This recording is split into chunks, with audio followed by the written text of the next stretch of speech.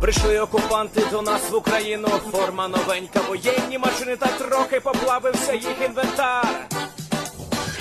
Байрактар, Байрактар. Російські танкісти сховались в кущі, щоб лаптем посьорбати довбані щі, та трохи у чах перегрівся навар.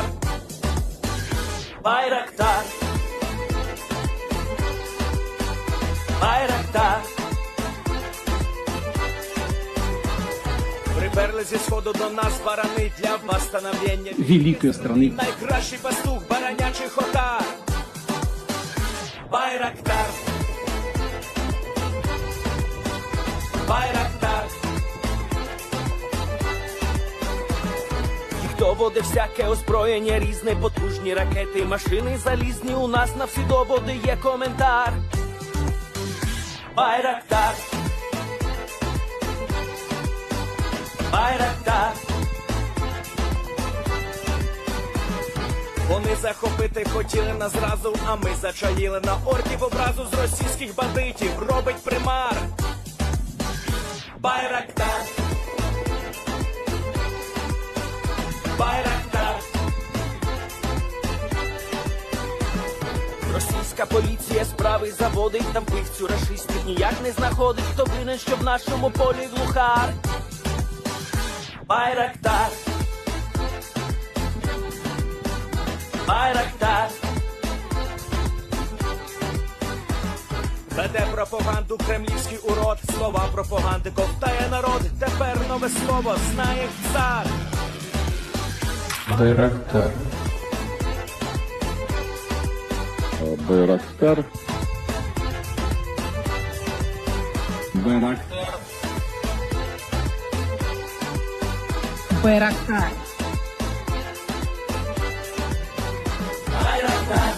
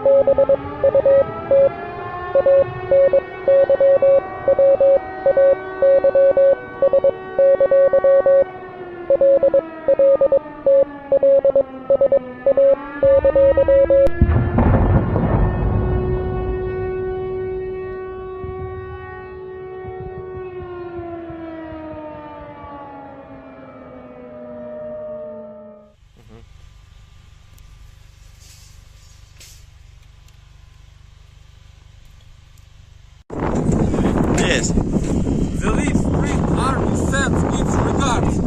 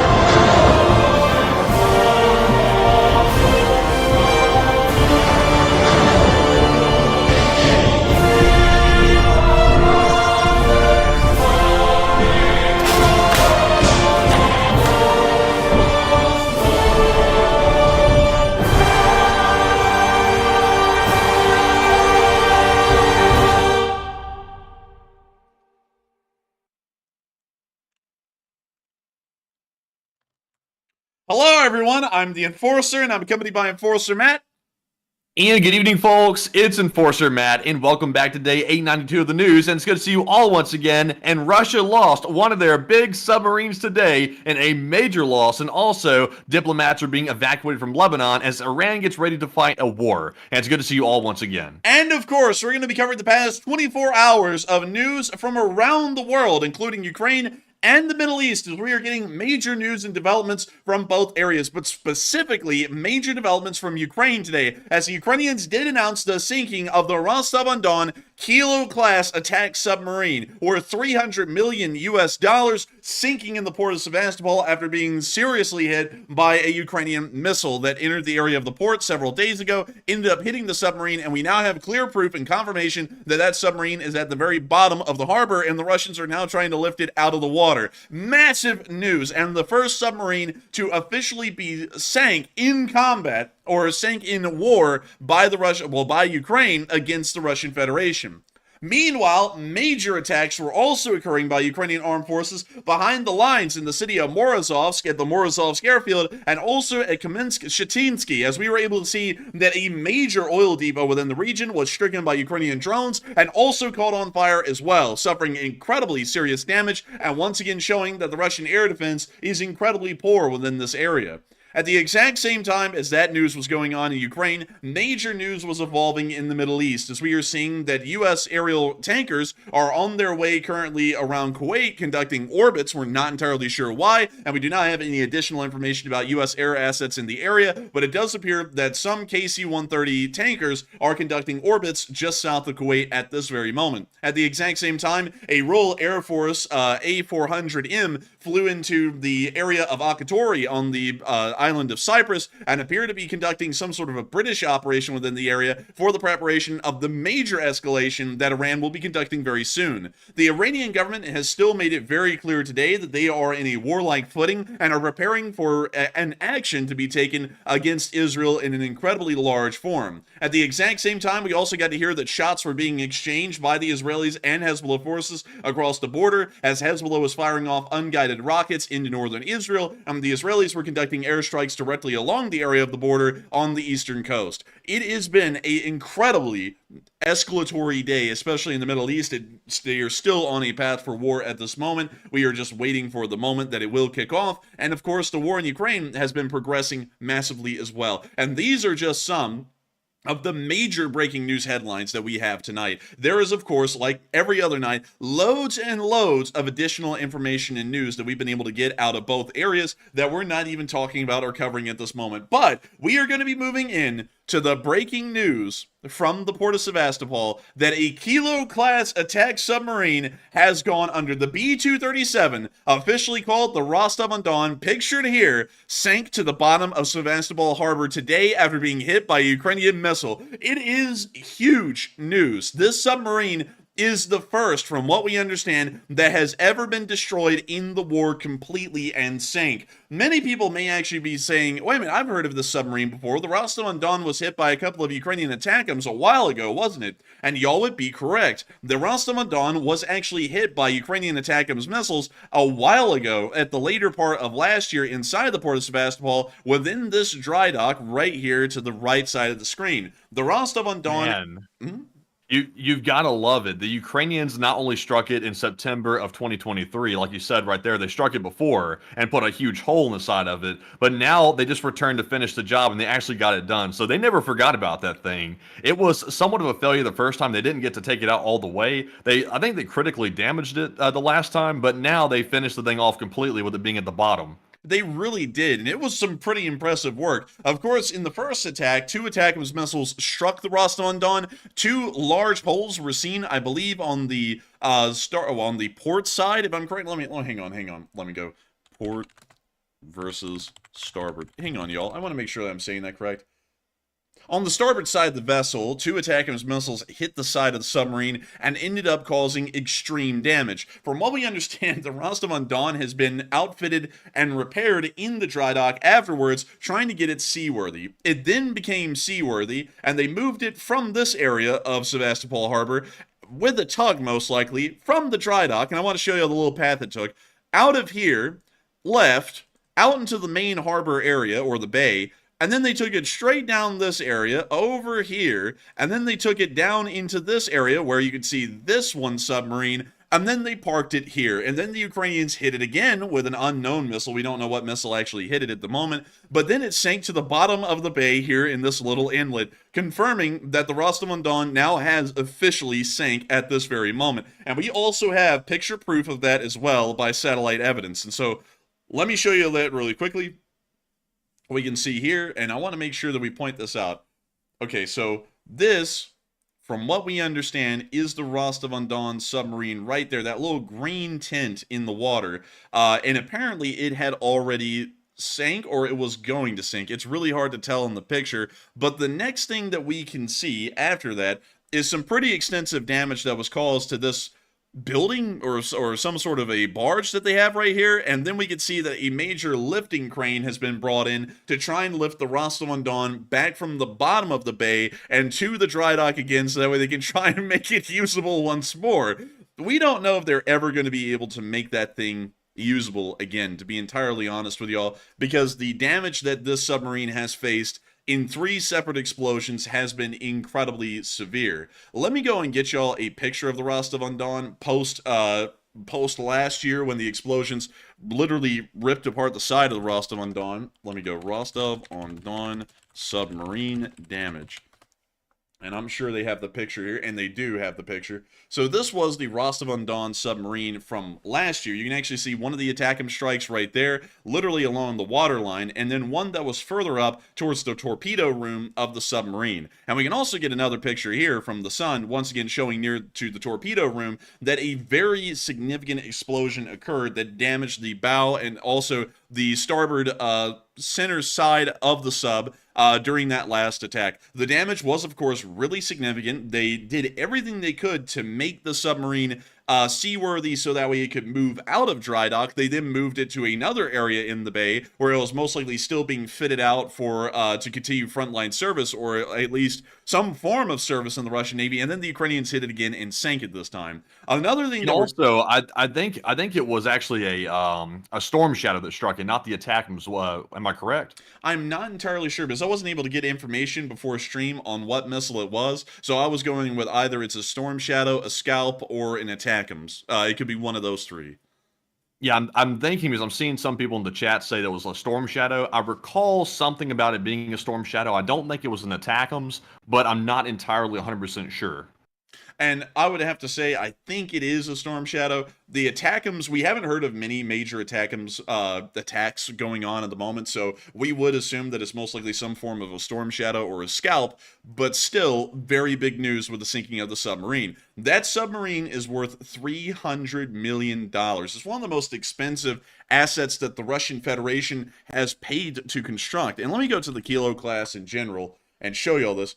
Sorry, not the kilo as in the weight measurement or in the form of a baggie, but we want to see the Kilo class submarine. And this is the Kilo class submarine right there. These actually have been sold to other countries, I believe, if I'm correct. And let me go see if I can find the list of users.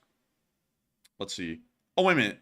Oh, no way, dude. They have a submarine called the Lada class. Nuh-uh. Like, nuh-uh. That's like a lot of synonymous with cheap and flimsy, so I'm sure this one works great. Dude, look at the schnoz on that thing. It's like it's got a giant nostril on the front of the sub. That thing's ugly. It is ugly. That's not a good design. And also, it's like, is that the most, what is it called? Like, not aerodynamic because it's in the water, but is that the best for, like, efficiency of moving through the water, though?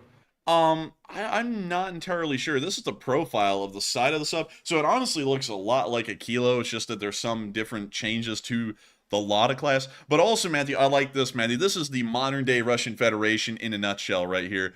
Planned, 12. Building, 2. Completed, 3. Active, 1, and 1 has already been retired because of some reason. I like how the Russians always have, like, a trend of, like, planning a load of them and then hardly ever producing any of them. It's just like the T-14 Armada, but with a submarine. But getting off of that... They can't even hold on to the ones they have, and they want to start more projects. It's like, just protect the one you've got first. But it's like, you can't even do that. So it's like, also, your ability to get parts and also materials to build a new one is severely hampered because you have so many sanctions on you. So I think their submarine fleet might be on the low.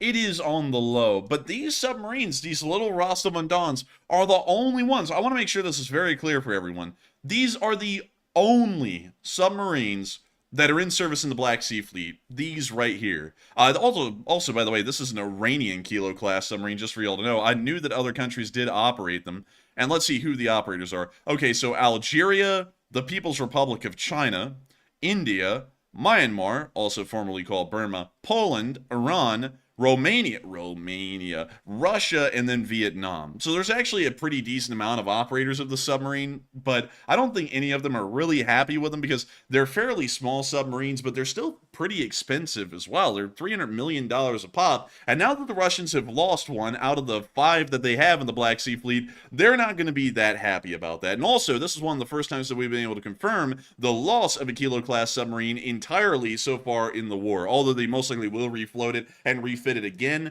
this is considered to be a complete loss at this moment until we get information to show the other to the contrary. But moving on from that little bit of news and on into the area of Morozovsk, many of y'all will remember the explosions and the fire and the fury, the likes of which had never been seen before, last night as Ukrainian drones slammed down on the Morozovsk airfield again and ended up causing some of the largest explosions we've ever seen at a Russian airbase. From what we can tell, and this was actually really interesting, these explosions were hitting some fairly large ammunition depots or dumps on the airbase because the explosions were incredibly large. We were able to see the NASA Firm satellite updated recently and gave us a map of where the fires were on the airbase. They were literally everywhere, like the entire airbase was on fire. Man, it was terrible. Like, when you looked at the footage, it looked pretty severe, but I did not expect it to be this severe. I think the fire spread. Dude, it's like, I wonder where the fires were localized to. The whole damn airfield. It's like literally everywhere is on fire. Man, this is like if you ask the Russians, how good your fire department handle this fire? And you show this picture right here. Oh, we have it under control, Bliat. The whole area is ready. We've made it emergency services. Only emergencies in here. It's like, dude, this is a disaster. Like, they did not get the fire under control. It spread, and it's destroying everything. That's excellent. Dude, it consumed the airfield. It's like it ate it alive. So just to show y'all where the fires were on the firm satellite, we're taking these locations as accurate, and there is a margin of error. Every single time we see a firm's picture like this, there is a chance that these markers are actually a little bit off to the north, south, east, or west. But we're going off of where these are. The entire paddock over here, where well, I guess you could say servicing area or the hangar bays, over here, where a lot of the Su-34s are on satellite picture, most of that is on fire, except for this one little strip right over here. Everything else is on fire.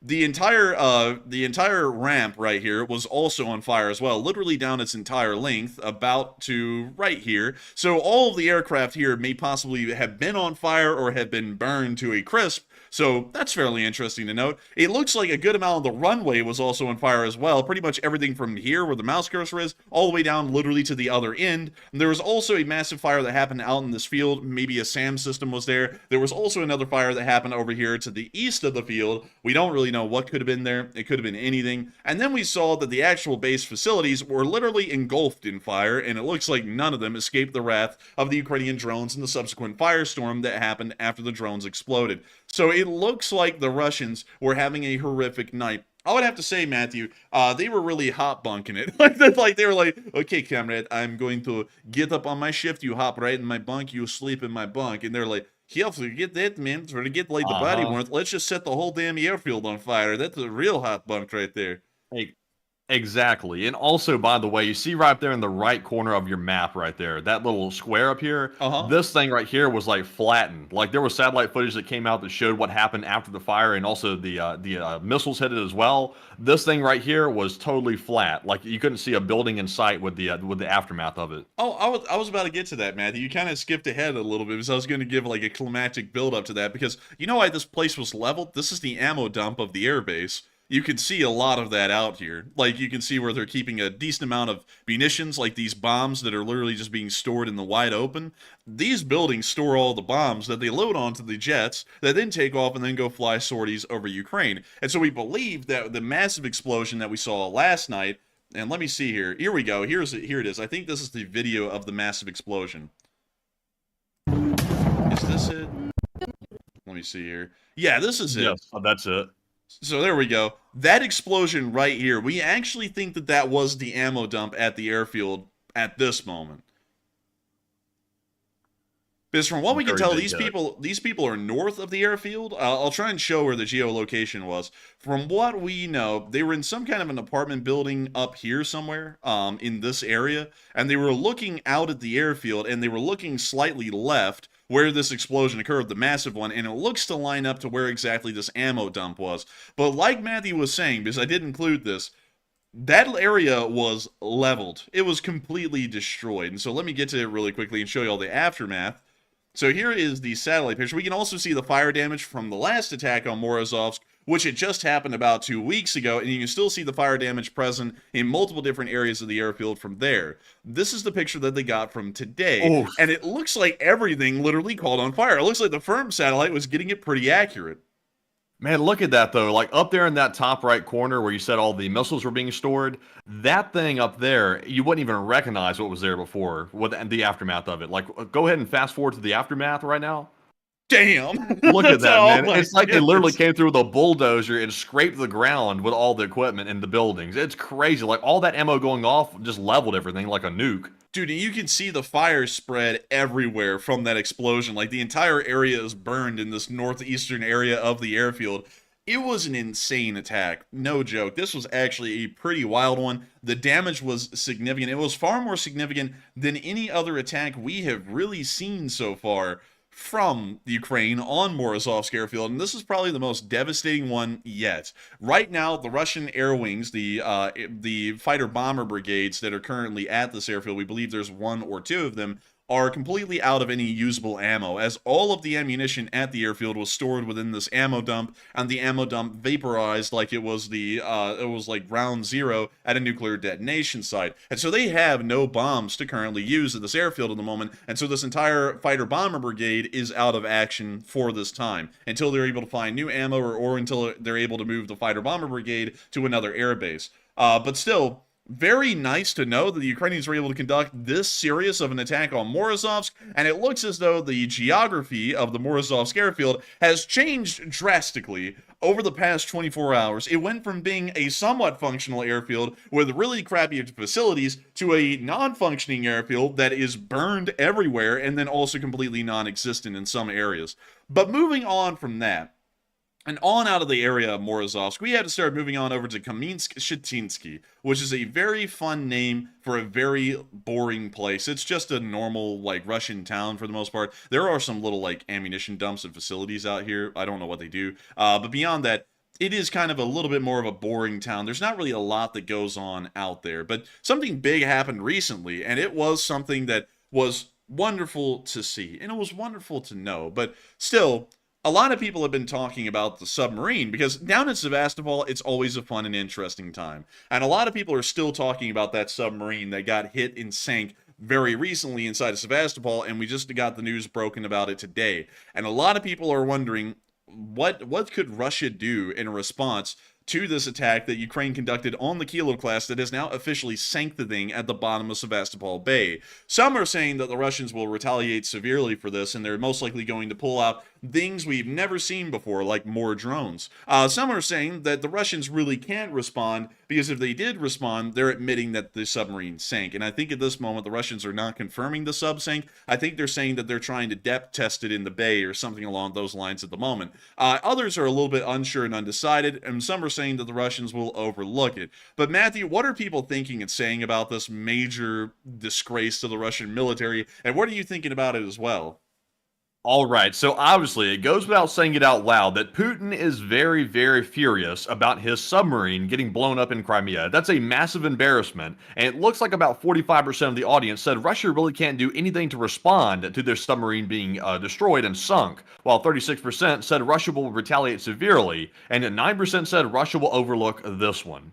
And really, I'm with the 45%. What does Russia really have to respond with? They might whip out some more World War I tanks. That could be the worst thing they could do at this point. So, I really don't know what they can do, because Ukraine really doesn't have a submarine to take out to, level the playing field. They don't really have that. So Russia is left with basically doing their usual. And right now they're stuck in a stalemate on the front line. They really can't make any progress, and they're getting hurt in some regions. So there's really nothing for Russia to do except for sit back and cry and cope. But Enforcer, what say you? I would have to say, in my opinion, there's really nothing they can do.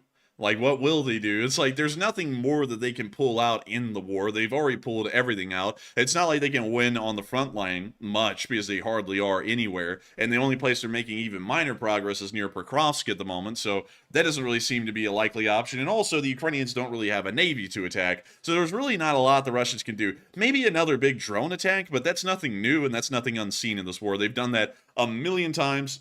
And there's nothing new, and there's nothing exciting about that anymore. It's kind of lame. It's kind of tame. It's just boring, and no one's really excited about that anymore. So in my opinion, they have nothing to respond with. But one thing that they will be responding to is the complete loss of oil. Did someone say oil? I did. I said oil. Not cooking oil, but that kind of oil that keeps your car running. We have been able to see that some pretty big oil tanks at Kamynsk-Shchetinsky were on fire. Here's one of the clips. Look at them smolder.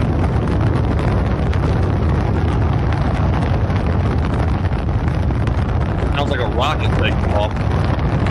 Man, Elon Musk. Like, it's the Falcon 9, Matthew. Quick, get the cameras. But we also got to see another clip of the fuel depot on fire. This time in broad daylight. The fires never got put out.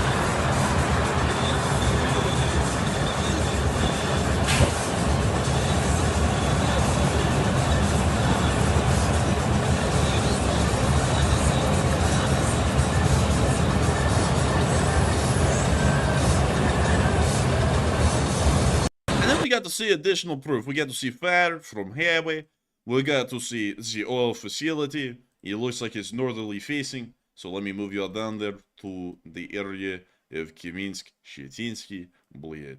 And let me try and find the oil facility for your precious children, bled. In the bled. I cannot find it. I don't know why. Like, I tried to find it earlier, and I couldn't geolocate this damn thing. It's near Kaminsk, Shetinsky. That's what I know. Don't ask me how I know. We just know because it was geolocated there. But at the same time, I can't find it. So, wait a minute. Wait a minute. I'm thinking logically here. They would have built it near the border, wouldn't they? I think they would have, Matthew. Like, I'm looking for it near the border, and I'm still not seeing it. So, maybe not, maybe not. I wasn't able to geolocate this perfectly, bled, but it was close. It was close enough. But moving on from that and into the next picture, we can see Farm's satellite. This is actually north, I believe. Is it? Is it north? It looks like... There it is! Wait a minute. Oh, they were building it. This is new. This is new, Matthew. This race was not even existent when the satellite picture was saying, look, they were breaking ground and the construction vehicles were building the silos that we see right there. So is that standard practice to demolish it right after it's built? Is that normal? Very standard in Russia. It keeps the construction businesses going. Like, man, they go, okay, we built it, tear it down. And the Ukrainians help out a little bit with the demolition stuff. But still, we love to see it. Great to know they were able to knock out another major oil depot. And hopefully they're able to keep that up going on into the future. Meanwhile, before we get on into the rest of the Ukraine war news, because there is a lot of it left and there's still a lot of big things that have happened in Ukraine, we do want to take a quick moment to hop down into the Middle East and keep y'all all up to date with what's going on down there, because there is a lot. There's a load, and we want to make sure to keep y'all apprised of the situation. We have been able to hear that the Iranians are continuing their warlike statements today, and are making it very clear that an attack on Israel is still on the horizon. At the exact same time, we did get to see that that Hezbollah was firing rockets over the Israeli border, and we're trying to, of course, hit and destroy Israeli targets. We did get to see the Iron Dome responding and shooting down a large amount of those incoming rockets. According to information we got, we also heard that they were using Katyusha rockets today, which is fairly interesting. That's the end of that clip, but moving on from that and into our next bit of news in the area, we did get to see another view of the Iron Dome interceptions that were occurring in this area of the country. And here's the clip.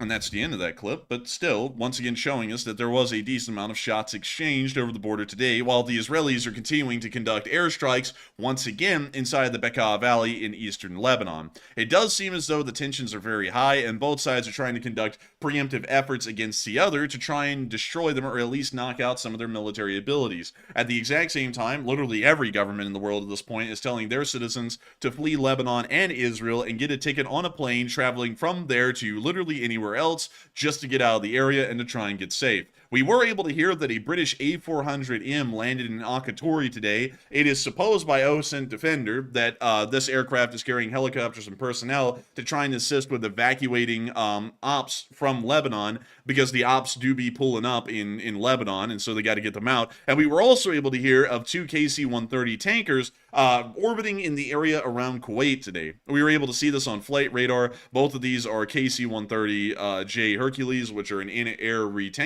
air-fuel tanker, while I try to get the wordage on that correct, and they are currently orbiting around the area of southern Kuwait. Once again, showing that there's a decent amount of air operations going on even by coalition countries, possibly to conduct evacuations or something else along those lines, but still very interesting to note. Meanwhile, Qatar has also made a threat to the United States, and this was a fairly interesting one.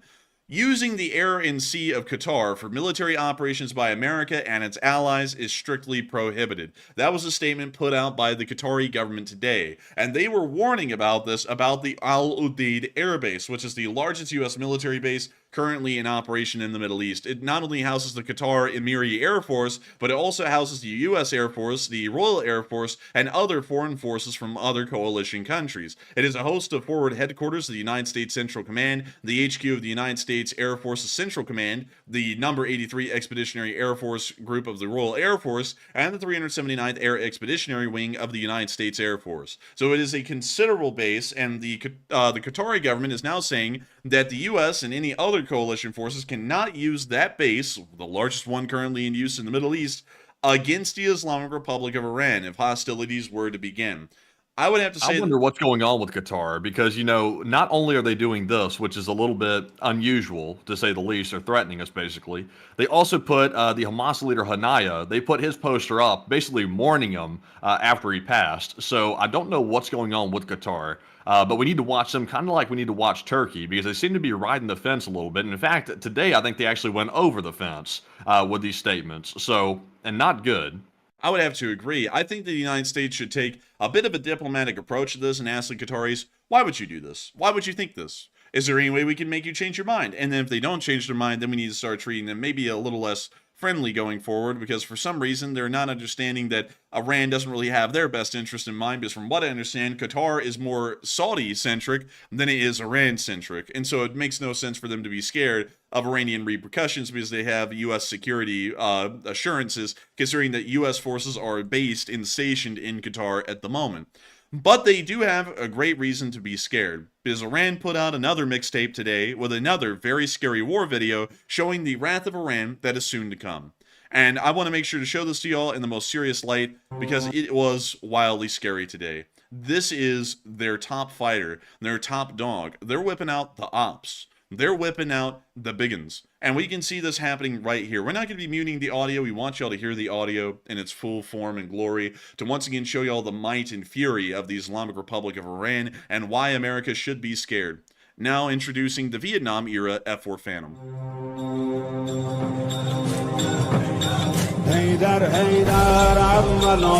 Damn! Bro, they got that Vietnam trip out here. Oh my goodness. Man, when the bunker is cooler than the aircraft type beat. Man, when you got the F-4 Phantom whipping out, the last time the U.S. Air Force used this thing ever, it was in the later years of the Iraq War back in the 70s. So about 55 years ago at this point, we were using these aircraft over the skies of Vietnam. That is crazy that they're trying to make this look like this is the best they have. It's what's funnier is they are so proud of these things. Like they keep bringing these things out like it's like the majestical like unveiling of like some superhero weapon or something. It's like, dude, these are F4s. They're not like F22s or something. It's like they're old. They're super old, but yet they keep bringing them out like, oh god, here comes F4s. It's like, oh no, we can't stand to see that. Dude, but it gets better. Watch this clip. It gets even better. They got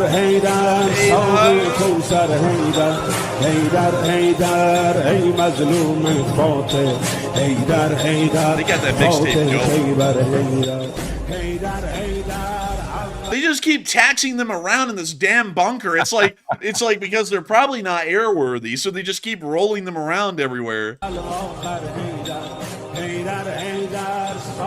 Look, now they're really speeding them up. They're doing some higher speed taxis. Oh my goodness, man. This is terrifying.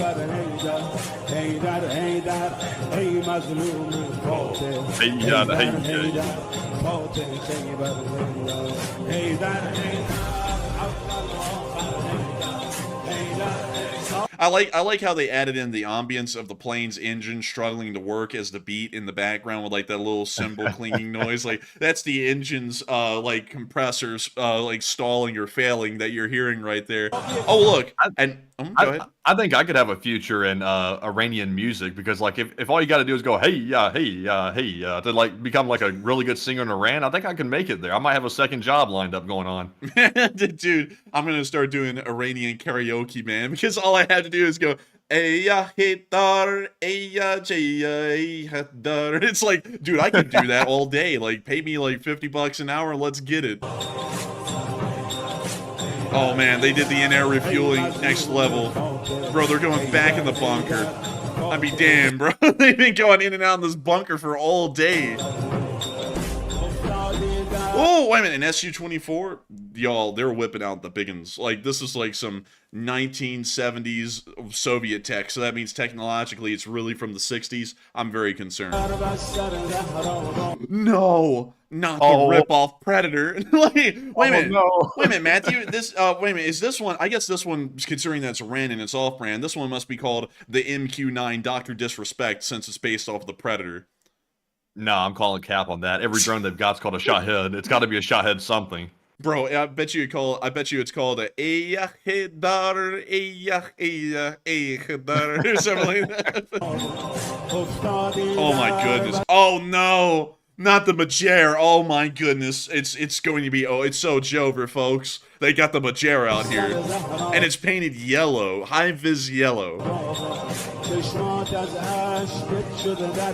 Okay, that looked goofy because it's like bobbling around like a toy. I got a serious question here. I've always seen pictures of them storing their drones in this one exact spot right here. Do they only have one underground bunker, like yes. Which is this one? Yeah, I thought so. Is like every single photo you see coming out from Iran, where they're like, "Oh, look, it's the secret underground bunkers of Iran," and they show the same like picture over and over and over, and it's of this exact spot right here. It's like, you know, they keep acting like they got a whole network when it's just really one. Man, what can I say, man? What can I even say to that? Like, it's all true. It's sad. It's pitiful. Let's just get through the rest of this video. We've only gotten through a minute of it, and we've been ripping it apart for a minute. Like, I'm not going to show all of this because it really is cancer-inducing, and I don't want to give the whole chat like some form of terminal cancer. But nevertheless, I will show a little bit more of it because it is something to note, like how their propaganda works and what they're showing off as like their great weaponry. Another drone. I'm going to turn down the music because it's just trash, really. But more drones. Look, there's that same picture over and over. Yeah. It's the same thing. Look how clean it is. Like, they never pull these things out. They're like garage, like pavement princesses. Yeah. Oh man, I'm gonna have to turn down the music all the way, to be honest, because that's so freaking rough. Another rip-off Predator. This one has a different layout. I'm not gonna lie, I'd be mad as hell too if I had to listen to that crappy beat all day. Like, I would be angry too, want to attack people. Wait a minute, are those rip-off cherry blossoms? Like, hang on, hold up, dude. Let me go pull that up. Cherry blossom. Let's see. Kamikaze. Yeah, here we go.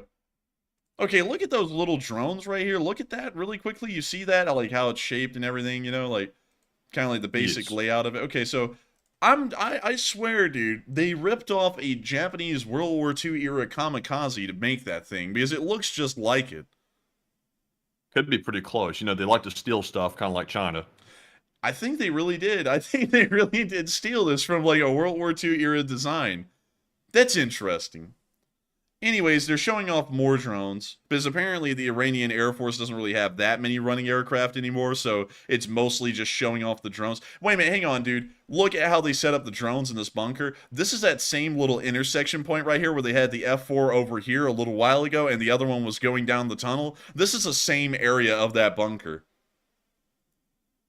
Yeah, I'll be honest with you, like, the bunker is actually kind of cool, but it's like when they decided whether or not they were going to invest in their aircraft and their drones, or they're going to build the sickest bunker, they said, let's sink 90% of the budget into the bunker, because that's what's most important, not the actual aircraft. Man, who will defeat Iran? the Iranian military and their budget, or the U.S. military and their raw might? It'll be both. The answer is both. And we now see them firing off these drones from a shopping rack that you find at your local Walmart, which is always nice. There it goes.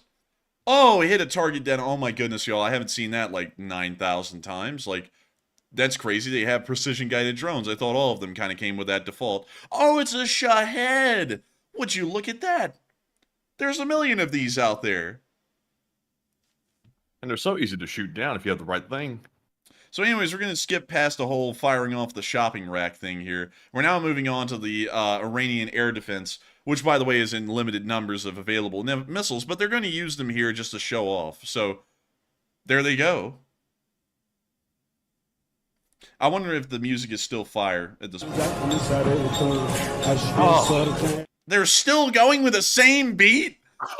Same. Oh, dear. Oh, my Lord.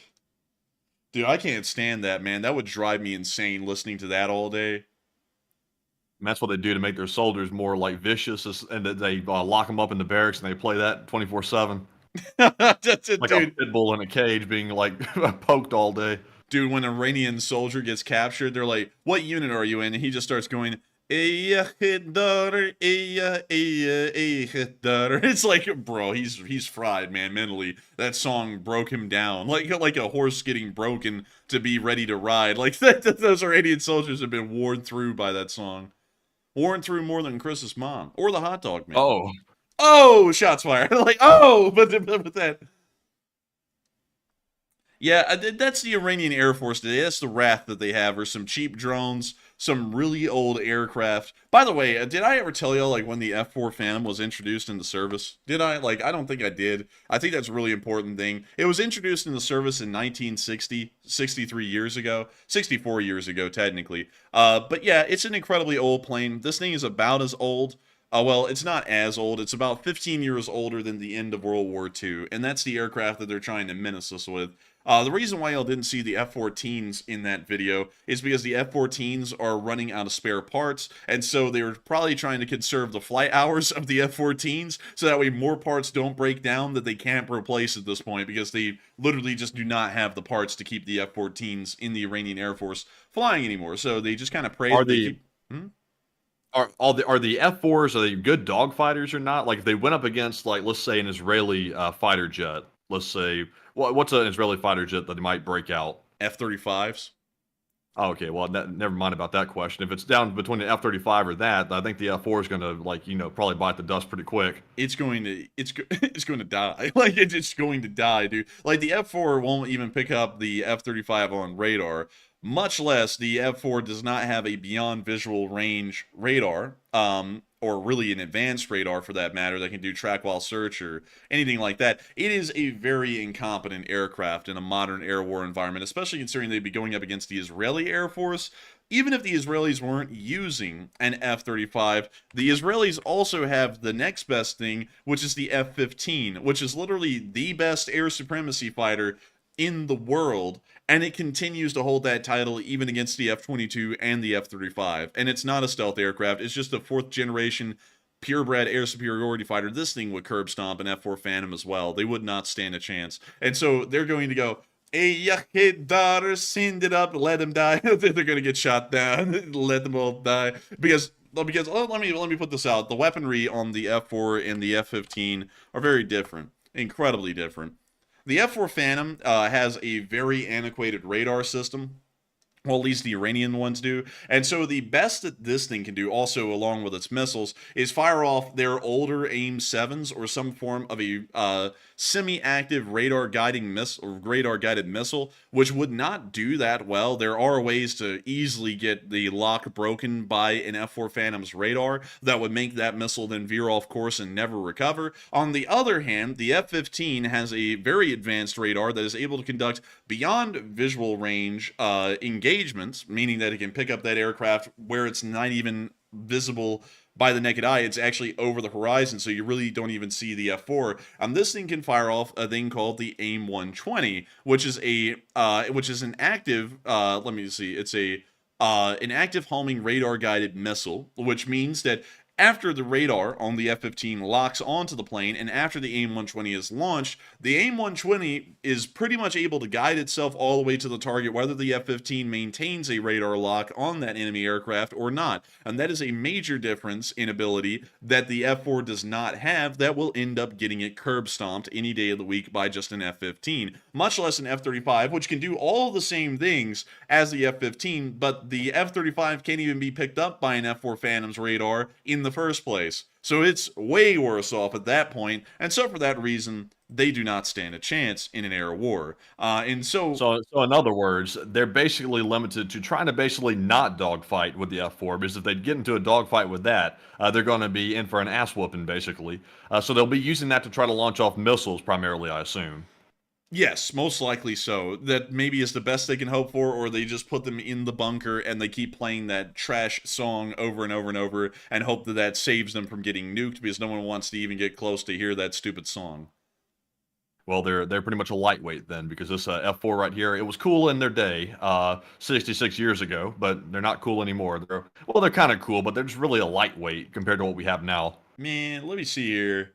Let me see here. I find you a picture of an F4 Phantom that's still in service today that isn't in Iran. Let me see here. Oh, here we go. The Turkish Air Force still has a couple of these in service. Look at that guided bomb. Goodness gracious, that is one chunky little bomb. And then let's see here. What else do we have? I'm trying to find another one. Oh yeah, the Greek Air Force still has some F4s in service to this day. That's one of theirs. It's a RF-4E. But not a lot of people have these things anymore because they're pretty outdated by most modern standards. But still, with that, I hope that does address that fairly well, at least in my opinion. And before we move on from the Middle East and back into Ukraine, because we still have a lot of news to talk about up there in Ukraine, we did get to hear that a lot of people are wondering what is the primary reason why Iran is taking so long before attacking Israel. And a lot of people have thrown in many different kinds of opinions. Many people are saying that Iran is actually moving equipment into place right now. Just be patient. Others are saying that Iran is trying to convince its proxies. Some are saying that Iran is waiting for arms shipments, and some are unsure and undecided. But Matthew, a lot of people have been throwing in different takes on this one, and I got to say, what kind of takes are the juiciest? What kind of takes are the most popular? And what kind of hot take do you have on this? All right, so the big deal right now is, why is it taking Iran so long before attacking Israel? Because right now we know the orders have come down from the top in the Iranian government to actually carry out an attack on the Israeli the territory. So why hasn't it happened yet? And so far we've seen the United States say a couple of days ago, said, oh, it's going to happen in 72 hours. Well, we're sort of past the 72-hour mark now, and now they're saying it might happen as early as Monday. So they keep basically moving back the goalpost because they really don't know when it's going to start either. Because right now Iran is basically playing psychological warfare to the extreme, basically with their false statements about when it's going to start. So 33% of the audience said Iran is moving equipment into place, and that's why they're delaying, while 32% said Iran is trying to convince the proxies, and 20% said Iran is waiting for more arms shipments. And honestly, on this one, it's a close call between waiting for arms shipments, and when I say waiting for shipments, I'm probably talking about Russia, because we have seen some planes coming in from Russia to Iran and Tehran, and that's probably carrying arms on board those IL-76s. But probably I'm going to have to go with the 32% that said Iran is trying to convince the proxies. They're not only trying to convince the proxies, but they're trying to come up with a strategy that they think will overwhelm Israel's air defenses, because that's the only hope that Iran and the proxies have to actually make any progress in trying to harm Israel. They have to become very concerted to launch a ton of missiles and rockets at one time, or otherwise they have no hope of overwhelming Israel's very robust air defense system. But Enforcer, what say you? And I would have to agree. I would have to say that they're probably continuing to move equipment into place. Like I was saying a long time ago about the Israelis, and this is true for everyone, it takes a while to get a military moving. And that's something that a lot of people don't know, especially that aren't really into studying how militaries work. A lot of people think that militaries literally can just work overnight, which is something that is kind of true, but kind of not true. There's this famous saying in the United States that the U.S. military can be anywhere in the world at any given time within 24 hours, which is somewhat true, but it's also not really true. Because yes, in terms of giving the go order and then getting those U.S. forces from the execution point of the plan to the not the finalizing plan, but the execution to its completion, that will take less than 24 hours sometimes. But there's a lot of planning and a lot of maneuvering that has to be done before they even get to executing that plan. That would take less than 24 hours for a U.S. force to get anywhere in the world. Usually, what has to be done is that, one, they have to issue the order that there's going to be a general action made. So, for example, the President of the United States says, I want 500 cigarettes in the Middle East. I'm just kidding. I'm going to take that back. We're going to do something else because I was trying to figure out how to fit in the 500 cigarettes joke, which is getting really popular these days. But anyways, let's say I want an entire brigade in the Middle East, and the president says that. The generals, well, specifically, it goes down the chain of command from the president to the actual general who has the most to do with CENTCOM. Then it goes from him to a general below him. Usually, if it's a rapid deployment order, it's going to be a lighter unit. So let's say the 82nd Airborne is going to be picked for this because the 82nd is pretty much the fastest moving unit that the U.S. Army currently has. The 101st is probably the next one, but the 82nd really is the quickest. So they are going to be picked in this singular instance. But nevertheless, they will then give the order to the 82nd Brigade. We need one, the 82nd Division, that out of that division, we need one brigade that will be able to go over there. And so out of that division, they'll pick one specific brigade. They will give them the job. Their commanders will then conduct all of the planning that's necessary, the supply requirements. So they have to talk to the division, really more so the brigade logistics or support units. They then have to talk to the divisional support units. They then have to coordinate possibly with the Air Force as well to be able to conduct those sustainment and support operations, at least airlifting the stuff in. They then have to figure out where in the world are they actually going to load onto the aircraft that are going to fly them all the way across the world and into the Middle East. Where are they going to land? All that kind of stuff. And that planning takes a good amount of time. And also maneuvering everything in the Air Force and the Army to be able to load the 82nd onto those aircraft and then fly them over, that also takes a good bit of time as well. And that could all take days. And so then finally, when all of this pre-planning is done, then the actual plan is put into place and then they execute the plan. And that's when you see that U.S. forces are able to get from America elsewhere in the world in under 24 hours. But there were still a lot of days of preparation and planning, especially if it was a last-minute plan that didn't have any kind of contingency plans that were already laid out beforehand, which there usually is a lot of them that are already pre-made. But if this was a plan that had to be built from the ground up and made, it could take days. And then finally, they'll make it over there in a very short amount of time once the plan is actually executed. So that's probably what the Iranians are having to do right now as well, is that they've been issued the order, they're having to draw up the plan, they're having to move everything into place, and then they're having to get ready to actually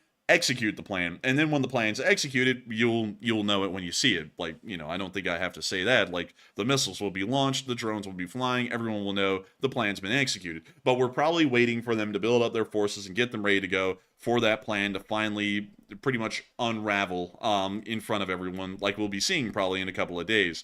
And so with that, I hope that does. Also one thing as well. I think this is my hunch of what's going to happen in maybe a couple of days. And the United States is saying that it could happen as early as Monday, but in reality, like I said, we really don't know when it's going to start.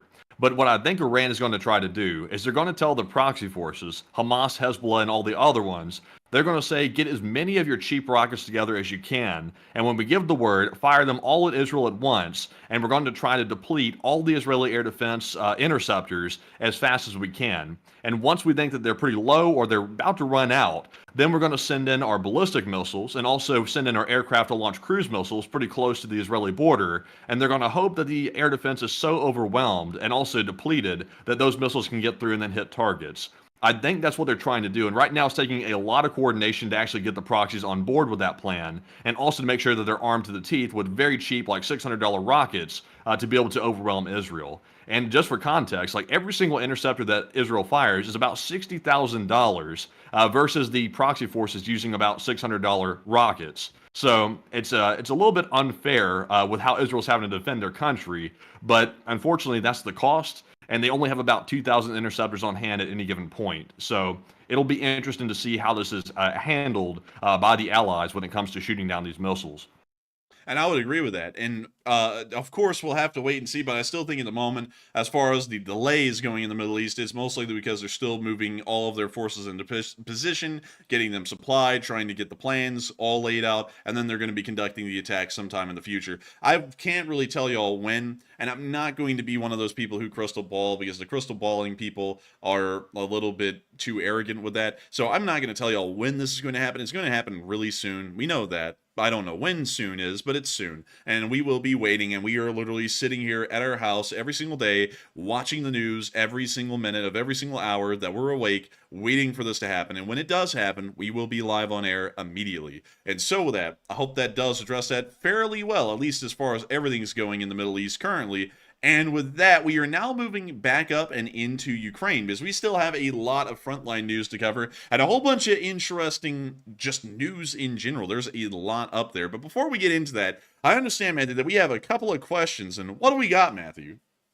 All right, so our first super chat of the night goes to Gary Robbins, who's been a longtime channel legend, Hey! and he puts in a very generous $100 donation to keep supporting our work, and we appreciate that very much, Gary, and also welcome back. He said, thank you for keeping the faith, and take a question from the chat. And thank you so much for that massive, unbelievable support, Gary Robbins, and helping this channel to keep on running. And thank you so much for enjoying us keeping the faith. We try and keep our hopes up as best as we can here on this channel, especially Matthew and me. Usually I'm the one who's really spearheading like the positivity kind of a thing. Sometimes Matthew wants to talk about it a little bit more pragmatically, which is a very good thing. I would say that's a very good thing at times, but usually I want to make sure that we keep people's spirits up while also sometimes talking about some more or less unfortunate or not so good circumstances that we're dealing with.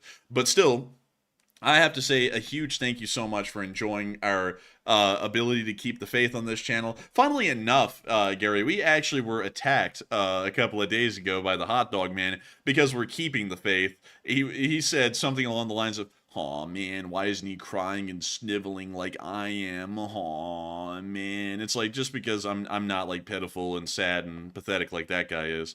So, it's like, well, if he doesn't like it, oh well. But I like it, and it seems like you like it, Gary, and I got to thank you greatly for that and supporting this channel and helping it to keep on running. And we will make sure to take a question from the chat in your honor, Gary Robbins. But thank you so much once again for that massive support and helping this channel to keep on running, because if it wasn't for folks like you, we wouldn't be able to make this channel a reality each and every day, and we wouldn't be able to cover the major news. Now, Matthew, I was saying this when we were going live. I said, oh, look, we're not getting audited by YouTube tonight because they're reporting the number accurately. That was up until about the 16 or 17 minute mark into the stream, because then after that, they flatlined like our live stream viewership, because while we've gotten 65,000 views in 1 hour, which means there were somewhere around 10.5 to 11,000 live viewers on right now, they're only saying that we've reached a peak of 7.9 thousand. So they are auditing us again. Yeah, it is so annoying. Like, we don't know why they keep auditing us. I'll explain that really quickly, because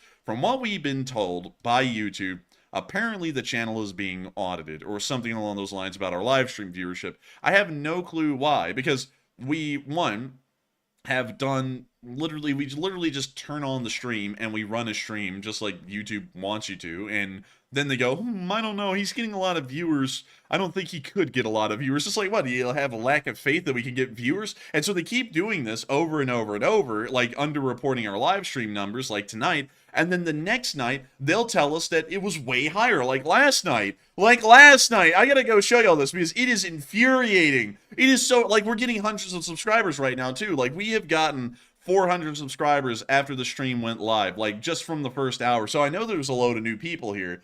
And last night, okay, because y'all will remember this, they said that we reached a peak of 7.1 thousand live viewers last night. And then they update the number literally an hour before we go live tonight, and they said, oh, actually you had about 10.3 thousand people on live last night. Like, why? Why do they keep doing that? And also, some people are saying it's bots. It's not bots, because they used to report our number accurately the entire time. And like the whole thing with the audit is that they're believing that some viewers are not real. So they inspect those viewers and make sure that they're real. And if they're real, they add them to the live count number after the stream is live. And so every single day now, for 2 weeks, they keep on finding out all of our viewers are real. It's like, you found that out for 2 weeks now. How much longer do you have to figure out if our viewers are real or not? Like, because they keep on doing it day after day, and then they're like, oops, sorry, they're real. Let's tack them all onto the stream. I don't know. It's just annoying the hell out of me now, but I want to bring that up to y'all because there are just thousands of y'all here every single night that we do not know about. Like, we don't know how many of y'all actually are here. There's thousands of y'all that YouTube is telling us is not here that are here. But we are happy to have y'all here. We love to have y'all here. And this stupid auditing thing that they're doing is really annoying me at this point, because they keep on updating it every single day, which keeps on showing that they find out that all of our viewers are real every single day. And so with that, I hope that does address that fairly well. Thank you so much once again for sponsoring the channel and helping us to keep this thing running, Gary. Because while we may not know at this very moment how many people really are watching this channel, we are still greatly appreciative and thankful for each and every one of y'all being here. We can't believe that y'all find this channel to be the credible source of news. A lot of people come on here every single day, and if they actually did report our numbers accurately, we beat out a decent amount of the major news networks that are also running live streams nightly as well. There are very few that still top us at this point. We also beat out pretty much every single political channel as well, like you named them. So the Young Turks, which are leaning one direction, and then Ben Shapiro and Candace Owens, which are leaning in the other direction. All of them run live streams like almost every other day or every single day, and we beat all of them. So we are winning out on the no politics approach to this stream. We're winning on that, and we're also winning as a news channel in general. So I'm very happy to see that. I love to know it, and I got to thank all of y'all for continuously picking this channel as your source of news, because we do our best to make sure to report the news here on this channel. And so with that, Matthew, let's get that live chat in honor of Gary Robbins. All right, so Gary's live chat is going to go to Darren Quinn, and on the topic of the submarine getting destroyed at the Kilo class today by the Ukrainians on the Russians, Darren says, when or do the Ukrainians finally get a submarine? I don't really know. We don't actually know a good candidate that would give them a submarine. The Germans might be giving them a submarine, maybe in the future. The Germans usually built a lot of submarines and ended up exporting them to other countries. But I would not know when Ukraine would get a submarine. They actually had one up until 2014. They had a single one, which was a Foxtrot class submarine, which is a fairly ancient kind of a submarine from the Soviet Union. But this is what they look like.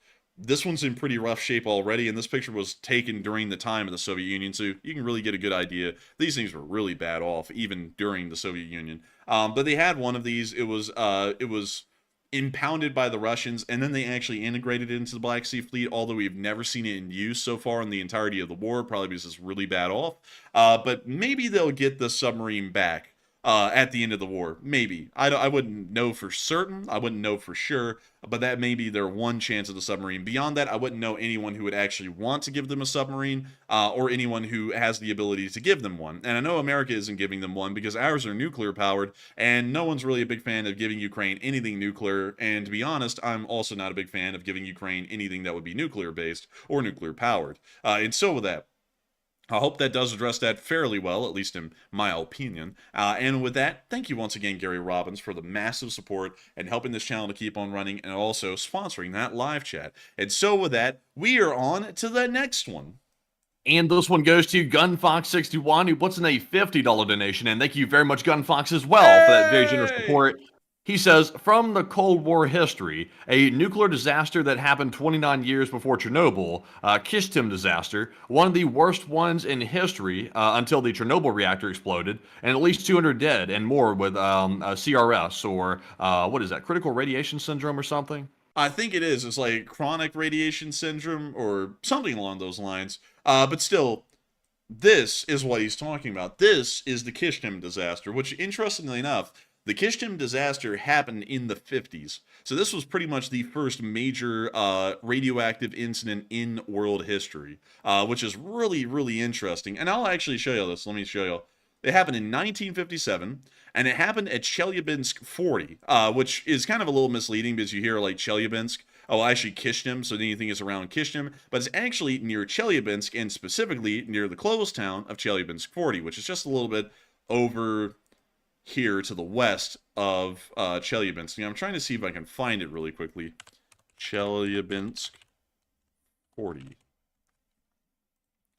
Where is it? There it is. So here is Chelyabinsk 40. And Chelyabinsk 40 is a closed city. Even in the modern day, non-Russian citizens are not permitted entry into Chelyabinsk 40. Also, some people are like, where does it get the number from? It gets the number because of its postal code. And so Chelyabinsk, well, this specific part of Chelyabinsk had the postal code 40, so the town got called Chelyabinsk 40. But nevertheless, they do a lot of nuclear development and enrichment here in the area of Chelyabinsk 40, even up into this day. And you can actually see a lot of these buildings out here, and also their security perimeters clearly marked and denoted around the area, but they have been involved a lot in the production of nuclear weaponry and nuclear fuel for the Russian Federation and the Soviet Union back in the day when this happened. what they did, and this was such a smart idea, y'all. Like, I gotta say, I marvel at their genius. Back in the day, they decided, disposing of this waste in like a clean and like and friendly kind of a way to the environment and to the people living here, that's a little stupid. Let's just dump the radioactive waste into the lakes. And so they would just dump them into the lakes around Chelyabinsk and also Kishim right over here. And so eventually, the radioactivity, because they just kept dumping the crap in the same lakes, like literally, they wouldn't even spread them out over the lakes to try and like at least water down the radioactivity. They just started dumping them all into the same lake. And so after a while, the radiation just became severe, and the radiation just started spreading north because it would just escape from the lake out of the area of Chelyabinsk 40, which is just right up around here. And you can actually see Kishim and Chelyabinsk right there, both of them. And it just spread pretty much all the way across eastern Russia in this massive line. So it pretty much went from here all the way up to about Uvan and Demyanka. That's where some of the last traces of radiation were seen. And so then the Soviet government, during the late 50s, found out that this was a massive issue, and then they went, oh crap, we need to like evacuate everyone. So they started evacuating a whole bunch of the small villages nearby, but guess what? They never evacuated Kishim or Chelyabinsk 40 because they went, damn, they got those enrichment factories there. We can't evacuate them. We'll just let them deal with the health effects as they come. And so this area is still pretty irradiated. That's like the status quo for Russia at this point. It's like whenever a disaster happens, like evacuating people is the last thing on their mind. Most of the time, they just want to keep them there, like during the Soviet times and stuff like that. And even in the modern Russia, they don't really give a damn. It's just like, really, one country that should not have anything nuclear related is Russia, North Korea, and Iran. They should not have anything nuclear related, especially Russia with nuclear power plants. Totally unsafe. Like, every single time they deal with one, it goes wrong. Yeah, also, I'm trying to see here really quickly if I can actually read this to y'all about them dumping the stuff in the lakes. Let's see. Let's see here. The explosion. Let's see. The explosion completely destroyed one of the containers. Let's see. Temperature started to rise, blah, blah, blah. Dang. Okay, so I'm sorry. I'm going to have to go and read that a little bit more to get more details here, because apparently there was an explosion that pretty much triggered the radioactive release from everything in the area, but it was pretty damn bad overall. And this was one of the worst. It actually is a level 6 incident. I think there's 7 levels of nuclear incidents in this scale, in the INES scale, and this was a level 6. There's only been 2 level 7 accidents in history, one of them being Fukushima and one of them being Chernobyl. The Kishim disaster, I think, is the only level 6 disaster that has ever happened. And let me see if they actually show us here. Yeah, they actually do. It is the only level 6 disaster. The Kishim disaster is a level 6. Fukushima and Chernobyl are the only level 7s.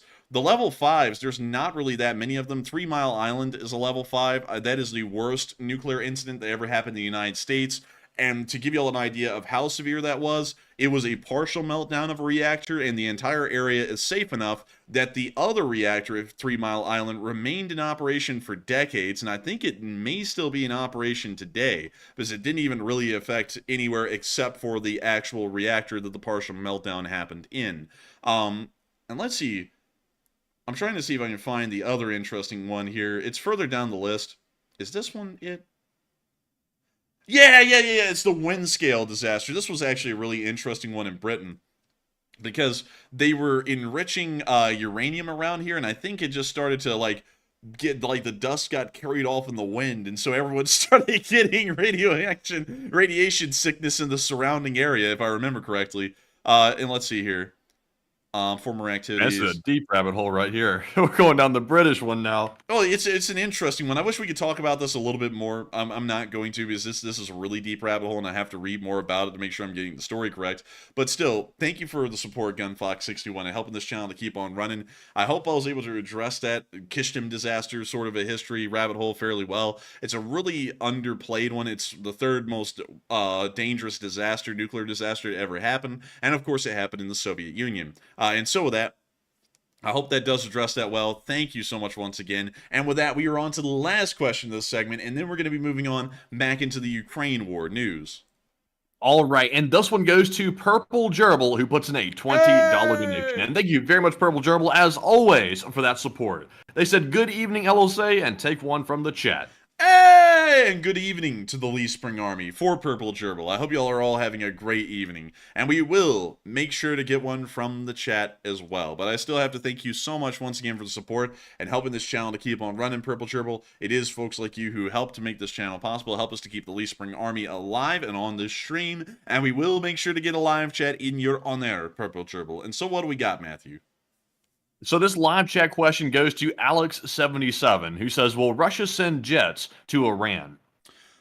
Probably, maybe, because there are some unfulfilled orders of jets that the Iranians do want to get in Iranian Air Force. I think they're Su-30s, and I've got to make sure. Let's see, aircraft, fighters, the Mirage, the MiG-29, the F-14, the F-7. Huh, wait a minute, hang on. I swear they were buying some Russian aircraft. Okay, oh yeah, here we go. So here they are.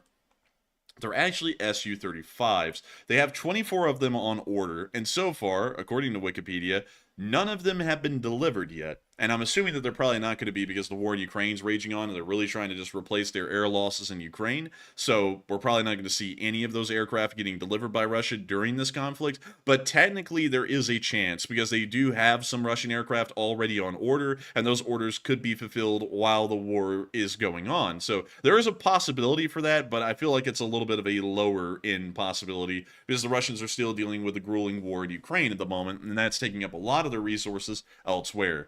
And so with that, I hope that does address that the best I can, at least in my opinion, and well, at least according to the information that we have. And thank you so much once again, Purple Gerbil, for the support. Thank you for helping the Lee Spring Army to keep on running, and thank you for sponsoring that live chat question. And with that, it is now time for us to move on into the rest of the Ukraine war news that we weren't able to get to because it wasn't breaking enough like the other major stories that we've covered so far. And so moving on into the location unknowns, we got to see that the Swedes are now providing Ukraine with biological weapons of war. This is interesting. See a Ukrainian soldier here grabbing it. He's about to show it here in a second. It's one of those nasty surströmming thing cans, like, you know, the ones that stink.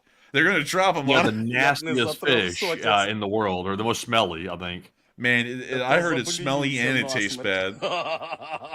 And this guy's evil. Like, he went, ugh. It's like, bro, you're going to literally commit biological warfare on these people. But moving on from that and into our next clip, we also got to see that the last thing Azala sees is this Ukrainian FPV drone right here that slammed into it and blew it up. A really nice freeze frame. You're probably wondering how he got into this situation. Probably not really, but anyways, I thought it was kind of funny. Moving on from that, though, it's time for us to get on into the Russian casualty report. And that casualty report was something very interesting. Holy moly. 4 more Bobcats destroyed. They got them, 4 more of them. That's like a little unit of Bobcats right there. A whole dealership worth. I'm very glad to see it. Those Bieng Bobcats are getting taken out one by one, and now they're up to almost 2,700. I love to see it. Man, I love to see it. 1,170 Russian soldiers were wounded and killed over the past 24 hours of the war, along with 27 APCs, 54 supply trucks, 4 main battle tanks, 56 artillery pieces, 52 drones, 1 MLRS, 3 cruise missiles, 1 anti-aircraft warfare system, and 4 Bobcat skid steers. Today was an incredibly good day for the Ukrainian Defense Forces, and they are once again showing that they are posing some incredibly high losses onto the Russian Federation. We also have a very interesting comment from someone over here, and I read it really quickly while you were talking, Matthew, and I was like, is this person stupid? Like, I'm going to explain this really quickly because this one was stupid. LOL, what I find interesting about this account is account. It doesn't say account, it just says account, like gout or something like that. If you go through all their posts, you can't really get a sense of anything. Can't form a single coherent narrative. Some posts give the sense that Kyiv is doing okay and Russia is losing, while others give the sense that Ukraine is, is doing okay and Russia is losing, while others give the sense that Ukraine is in desperate need for help. I guess this goofy dumbass has never heard that wars kind of ebb and flow on the day. Like, you're not winning the entire time or losing the entire time. Sometimes, some weeks are better than others. I don't know why in the world some people can't get that through their skulls. Because, like, it's like, like I guess the American Revolutionary War, Matthew, had a narrative that we were winning, and so we were winning literally from day one and never lost a single battle or anything against the British, or that World War II had a specific narrative where the Nazis pretty much just lost everything and never won anything. It's like I don't know what that guy's getting at because. I was about to say that what this guy basically said, basically if you read between the lines, is he has no critical thinking abilities, because if you look at all the data, you look at all the information and evidence, you have to then think on your own 2 feet and determine what it means. You can't just look at the data and say, this looks fishy, I don't know what's going on, and it's all fake. It's like, you got to use your head a little bit. Man, I cannot wrap my mind around people being that goofy. I guess if this guy ever cracked open a World War II history book, he would go, the Nazis took over France, but they lost World War II? Bro, this is a stupid narrative, bro. It's not even consistent. Like, dude, I would hate to be that dumb, really. Like, I would be like, dang, that's a tough one. I hate to be brutal like that, but when I see something that dumb, it's like, I can't even be polite about that. Because that's just some sort of a level of stupid I can't even stoop down to or even treat like on a respectful level, because it's like, how in the world can you come up with that? That like that's like the American Civil War. The Union lost every single battle pretty much from 1861 to 1863, but then they won every single battle from 1863 to 1865. Bro, sounds like bad narrative to me. It's like that you've got to be stupid. Like you really have to be stupid to say these kinds of things with a straight face and believe them. Like, goodness gracious, that is a tough one right there. I think I'm going to leave that there. But apparently someone does not have critical thinking skills and cannot understand that sometimes things are good and things are bad. Kind of like this guy's post. Like, sometimes he puts posts out, and I'm sure he gets a lot of likes, and those are probably pretty good posts. But then he gets flamed on that one by us, and so I guess that's an inconsistent narrative, because not all of his posts are good. Some of them are actually stupid and get roasted. So, it's like, I guess that was just a soft propaganda bot, really. Like, that was all that was. Basically, the comment was designed to try to discredit what the Kyiv Independent was saying. There was really no point behind it at all. It was just like, this looks fishy. I just want to let y'all know it looks fishy. It's like, well, do you have any evidence to the contrary? No. Dude, man, I'm telling you, man, that's some brain rot right there. That's like some of that TikTok level brain rot that guy was putting out. But anyways, moving on from that and on over into Vovchansk, we did get to see a destroyed KAMAZ there today. Just a couple of pictures of it. Things toasted, though, and it's really nice to see that. It's good to know that they're still taking out some supply trucks up there. But moving on from that and further on down into the area of Vilshana, we also got to see a Rosomach mortar vehicle, or an APC, supplied by the Polish in Ukrainian armed service. Pretty neat to see, and I got to say that it's wonderful to know that this nice little vehicle provided by the Poles is still in service with Ukraine and hopefully doing great things in this area of the front line. Moving on down from that and towards Svitove, we also get to see the Ukrainians blowing up a Buk system, or slightly damaging it, as the Russians like to say. And so here's the intro. They got that sick intro. And there's the Buk. It's right there. They put up a hologram of that thing, and now it turned into a hologram. Meme inserted in the bottom right for comedic effect. And that thing's boining. Another meme for comedic effect. All right, they were playing some trap, and now they got the SpongeBob meme for comedic effect. What the hell, man? Somebody bought the transitions pack for Adobe Premiere Pro, and they just threw everything they had into it. Just like they're putting up like the news channel, like next, like B-roll footage and stuff.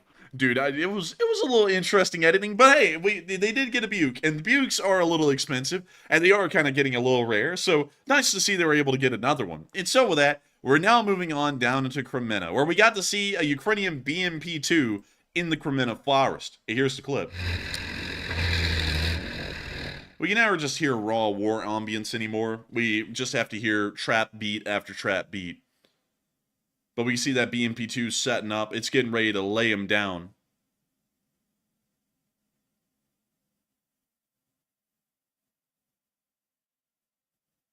I see. Let's see here. William Kyle said, Gen Z in warfare is unmatched. I don't know, William. I don't know. I'm not in the military, but if anyone's in the military right now and you deal with Gen Z in the military, let us know. Are they unmatched? But he didn't say unmatched in what, though? It could be unmatched in stupidity. It could be unmatched in strength. I don't know. Prowess, like something. Yeah, like, just like, who knows? Man, that BMP, though, is laying down some heat. Some straight up smoke.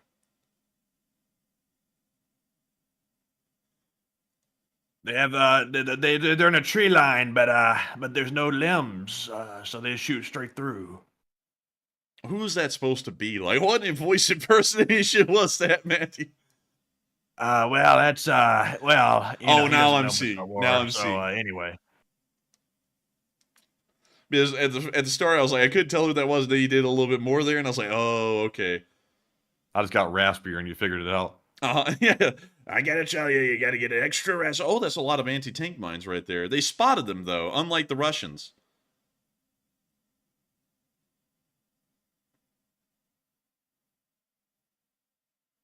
We now see them, like, waving the BMP through. It's now getting a little bit closer to the Russians. He's now climbing back on top, and they're going to get back to that fun action. That was actually the commander that did that. He's leading from the front.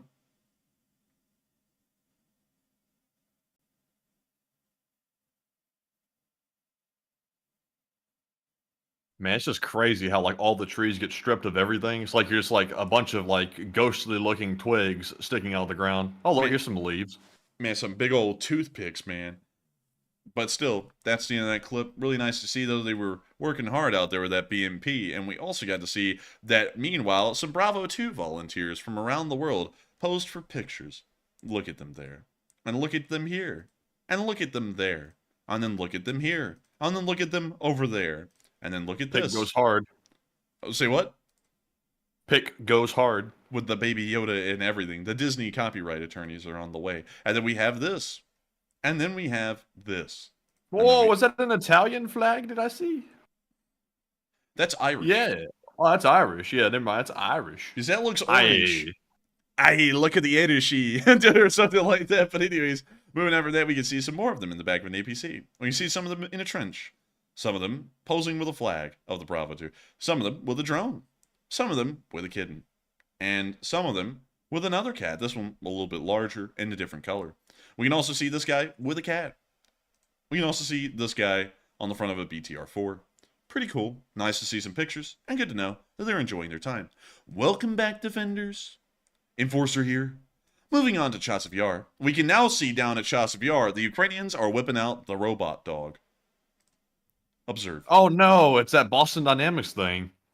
What's a buzzle? Bing chilling. Man, I'm telling you what, man, it's giving me some Chinese PLA vibes here with the robot dog because, you know, they love the robot dogs. Yeah, I wonder if this thing actually, like, you know, is it just like a toy, like to make it look like, oh, we've got the most advanced, you know, weaponry and kit, or is it actually, like, is it actually helpful? Because to me, it always kind of looks like it's a little too cumbersome. Like, wouldn't it be easier just to use, like, a drone to go up there instead? But, you know, I guess it comes down to preference, or you just want a new toy. Maybe so. Maybe so. Maybe it does. Who knows? But moving on from that and into our next clip, we also got to see a Ukrainian FPV drone hitting a Starlink. I'm going to be muting that. But we see the Starlink right there.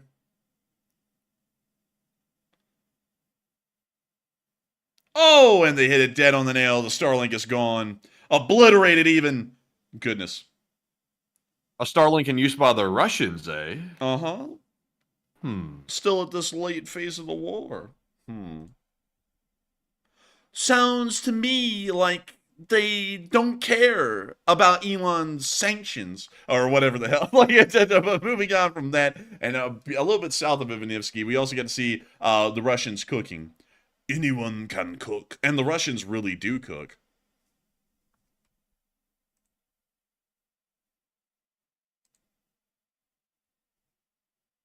Oh. Oh. Oh. Oh. Oh. Oh. Oh.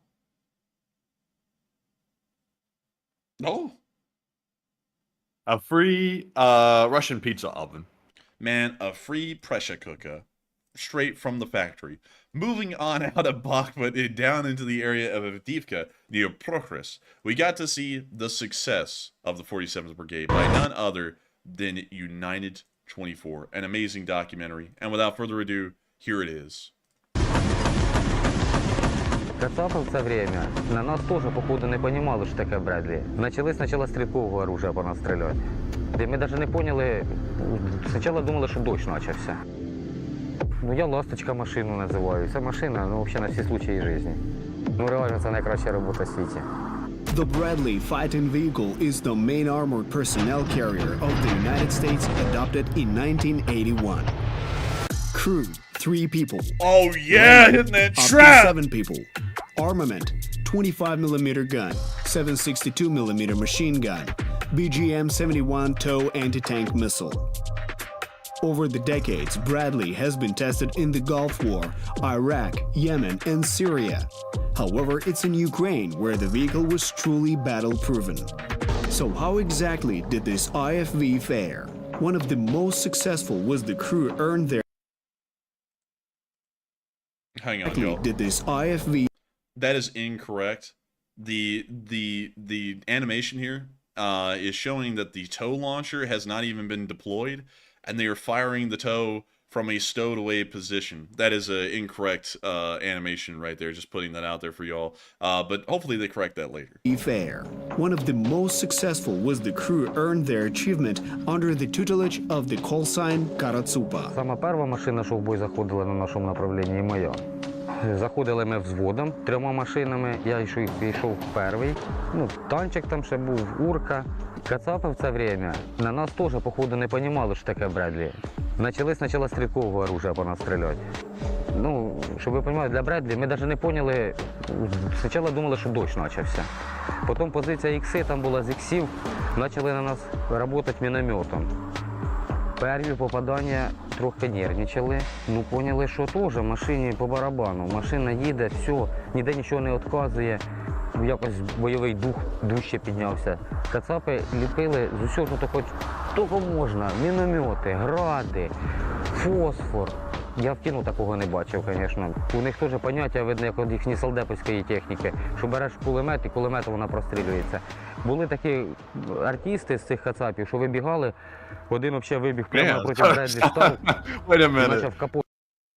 He said some of them jumped out of the bush and started firing at our hood. It's like, man, that's the ops pulling up. Bro, bitches be playing. The hood, there's no hood on the Bradley. Bro, yet they came out, they whipped the block and won the clock or something. But Bro. seriously though, like they're bringing this Bradley through like hell and back. It's like they brought it through literally every type of ammunition the Russians had, and it withstood everything. It's like I don't think the Bradley was made for all that, but I'm impressed. Also, Matthew, were you catching on to what he was talking about? Like, because he is right, the BMPs have armor that is so thin that a normal AKM can punch through the armor. Oh yeah, I did know that actually. Yeah, and so the Bradley has thicker armor, but I think it's like about twice as thick in most places. And so small arms and even heavier caliber fire isn't going to be punching through. And so it looks like the Russians thought it had the armor of a BMP and were trying to shoot at it like that, and it just didn't work. But getting back to the video. От нам стрілять. Ми спеціально дождалися, щоб він повністю весь короб вистріляв. Щоб, думаємо, якщо висаджуємо піхоту зараз, вже піхоті буде легше. Ні, щоб тікати або ще куди-то. Ну не розуміли, що ми в прибори бачимо їх. Попадає нам в машину, в тур, і откачуємося назад, підриваємося на міні. Як він скидає рампу, ми на відход. Спішують піхоту в окопи до росіян. Ну буквально минут, я не знаю, за 40. Зачищаємо ми повністю російські позиції, закріпляємося.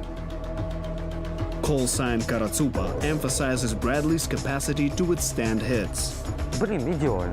От, якщо на одну, на дві наїжджаєш, навіть не розумієш, що відбувається. Once our Bradley tested multiple mines in a row. Це тут уже було на Авдіївському направлінні. Ми почули, що трухануло нас, дим якийсь піднявся. Тут механ кричить нам, каже, все, пацани приїхали, подарувалися. Виходжу з операції на штаб, опять же, кажу, така біда, приїхали. Вони кажуть, та ми все бачили, ми думали, що вам не дуже вже хорошо. Ми ж не знали, скільки тих мін було. Це вже потім приїхали і просто нам показали відео і посчитали, скільки їх штук. Ну, траншею викопали їм складоладні, прямо окоп вирило. Complimenting the Bradley's crew and chassis.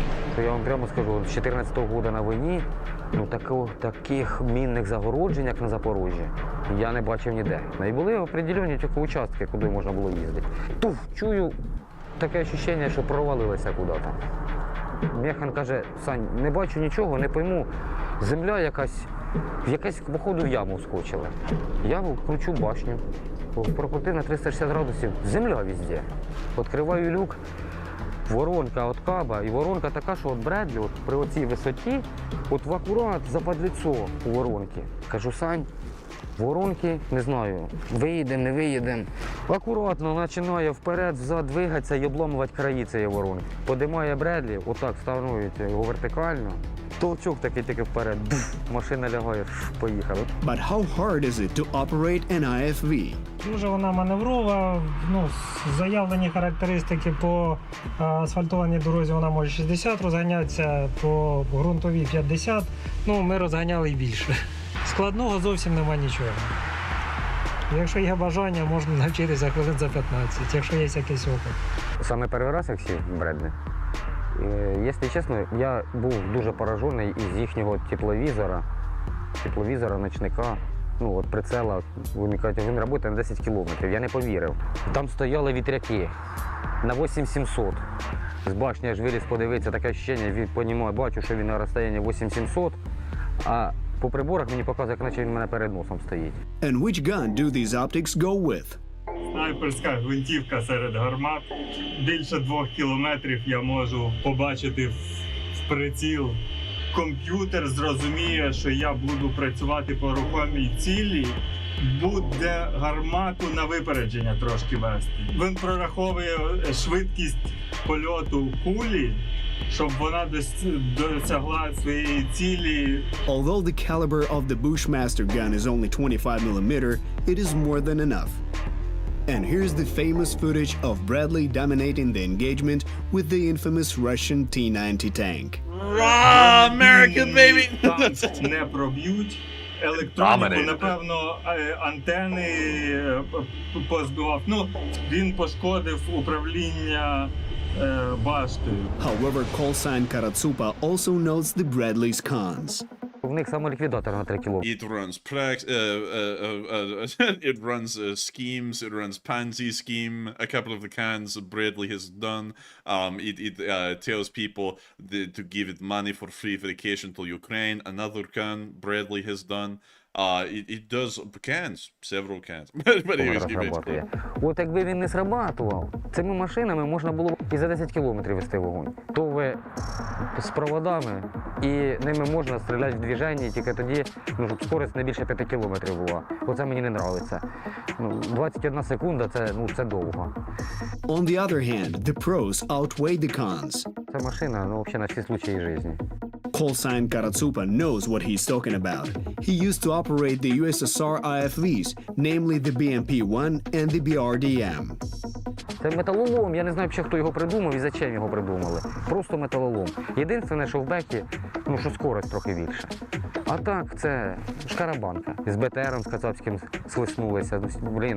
Ми стріляємо в нього, він стріляє в нас. У нас відказує башня. Ми розворачуємося на відкат, щоб перезагрузити башню. І кацапу треба должен віддати. Смілий, він ж розумів, що в нього шансів проти нас нема. Земля йому бетоном, просто як часи працює. Це мені машина дуже подобалася. У нас у беках такого нема. The Americans nicknamed the Bradley Battle he Taxi. can't get out of the Ferrari. He can't get out the Ferrari and go back to the Lada. It ain't going to happen. He's had the best now. He's had the V12. He can't go back.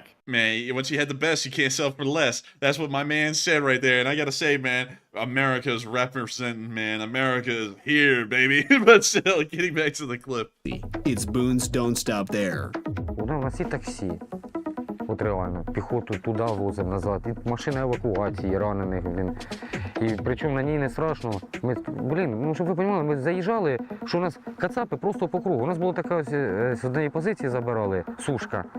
У нас хлопці грузяться, ці черті у нас бігають там за 20-30 метрів. Укладаєш їх просто, ніхто не париться. Ланцет у нас прилетів, мені хватило 2 секунди, щоб ми все це зробили. Машина сама себе потушила, мені одежа згоріла, зимня форма. Трохи морду опік і руку опік, там де відкрите було тіло, і все. А от у нього тоді, я сам живий свідетель, був 4 птура прилетіло, і машина видержала, виїхала. Ту машину я кончив, отут на Бердичах. От іменно ту, що тоді в нього 4 птура прилетіло. Ну мені птур прилетів у цю ж машину, прилетів прямо в радіатор. Опять же, бачите, перед вами сижу. Всі живі, здорові, блін. Ну, ні одного навіть раненого не було. Ну реально це найкраща робота в світі.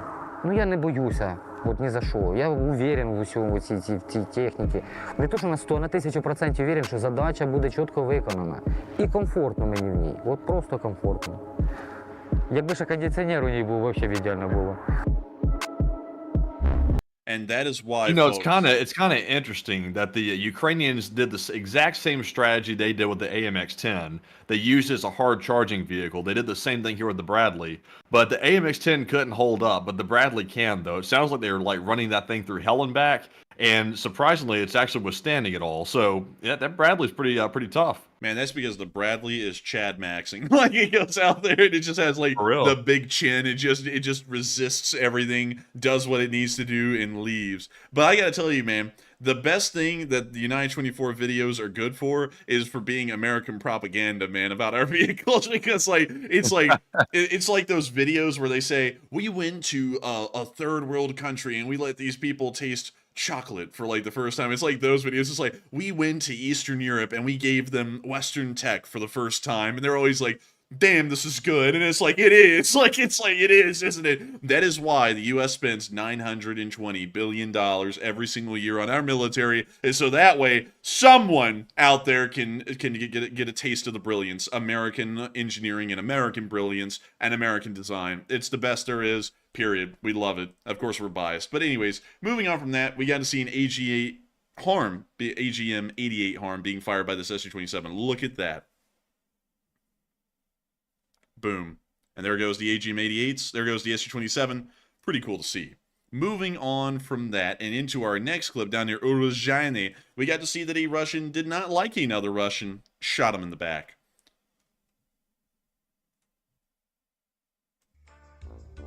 We're going to be muting that, but here we can see small Russian piece of concrete. You can see some debris in the street. We can see a guy right there. When you see the drone flying around, he's trying to take a good look, zooms in. We see two Russians here walking. This guy's a little bit further behind the first one. And at some point, he just gets tired of the guy in front of him. He says, I'm kind of tired of him. Pop. And there he goes.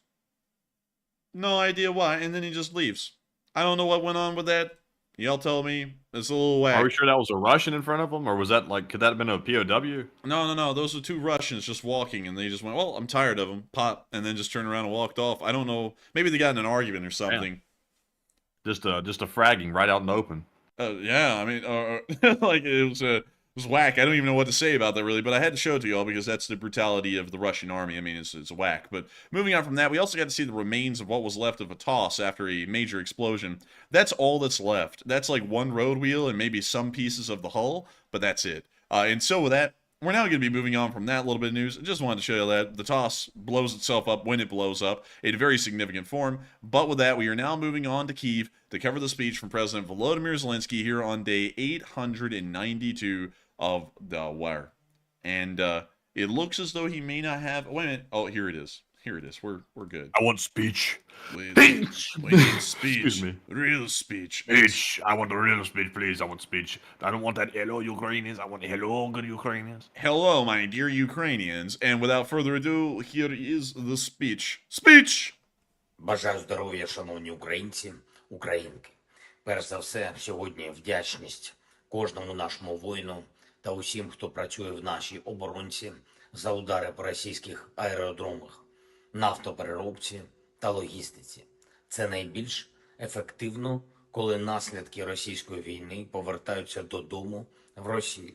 Коли на окупованій території нашої держави у ворога немає жодного спокійного місця. Сьогодні деталі цих ударів мені доповів головком Сирський. Воїни, дякую кожному, хто задіяний, хто продовжує абсолютно відверто говорити нашим партнерам. Україні потрібно завдавати ударів, дійсно далекобійних ударів по російському окупанту.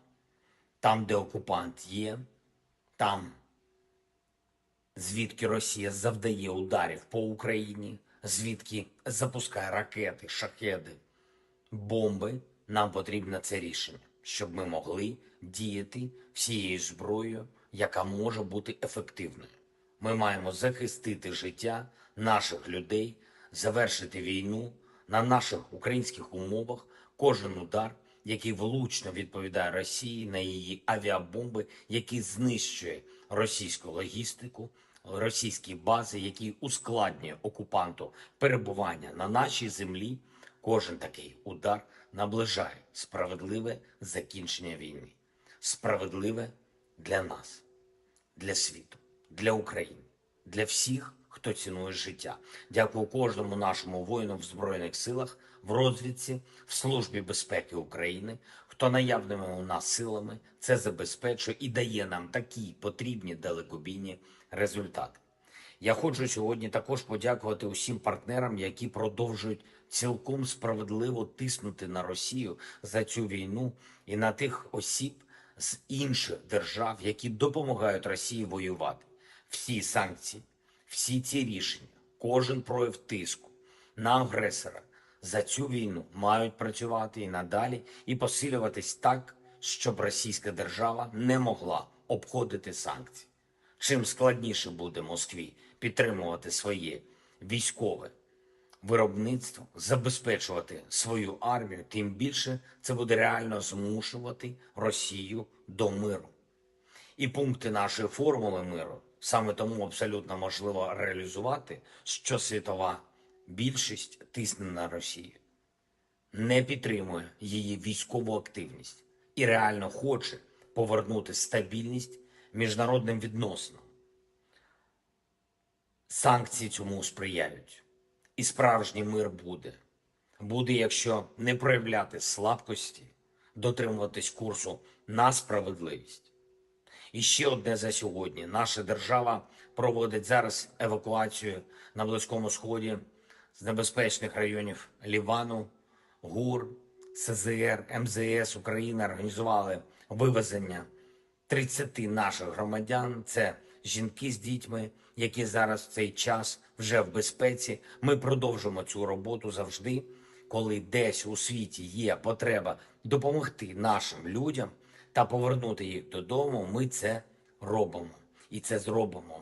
Дякую усім, хто дбає про Україну, хто дбає про українців. Слава всім, хто б'ється заради України. Слава Україні! And Herom Slava. And with that, that is the end of the speech from President Volodymyr Zelensky here on day 892 of the war. And that is moving us on into the second segment of this stream, when we get to talk to all of y'all. It's an incredibly fun segment. We love to do it every single day of every single month of every single year. It is an enjoyable time. But before we move on into that, I do have to give a huge thanks and a shout out to the near 86,000 people who have watched this stream in just an hour and 50 minutes. That is absolutely crazy to see that so many people have been on and have been watching the stream. We've got to thank each and every one of y'all for picking this channel as your primary source of news coverage for tonight.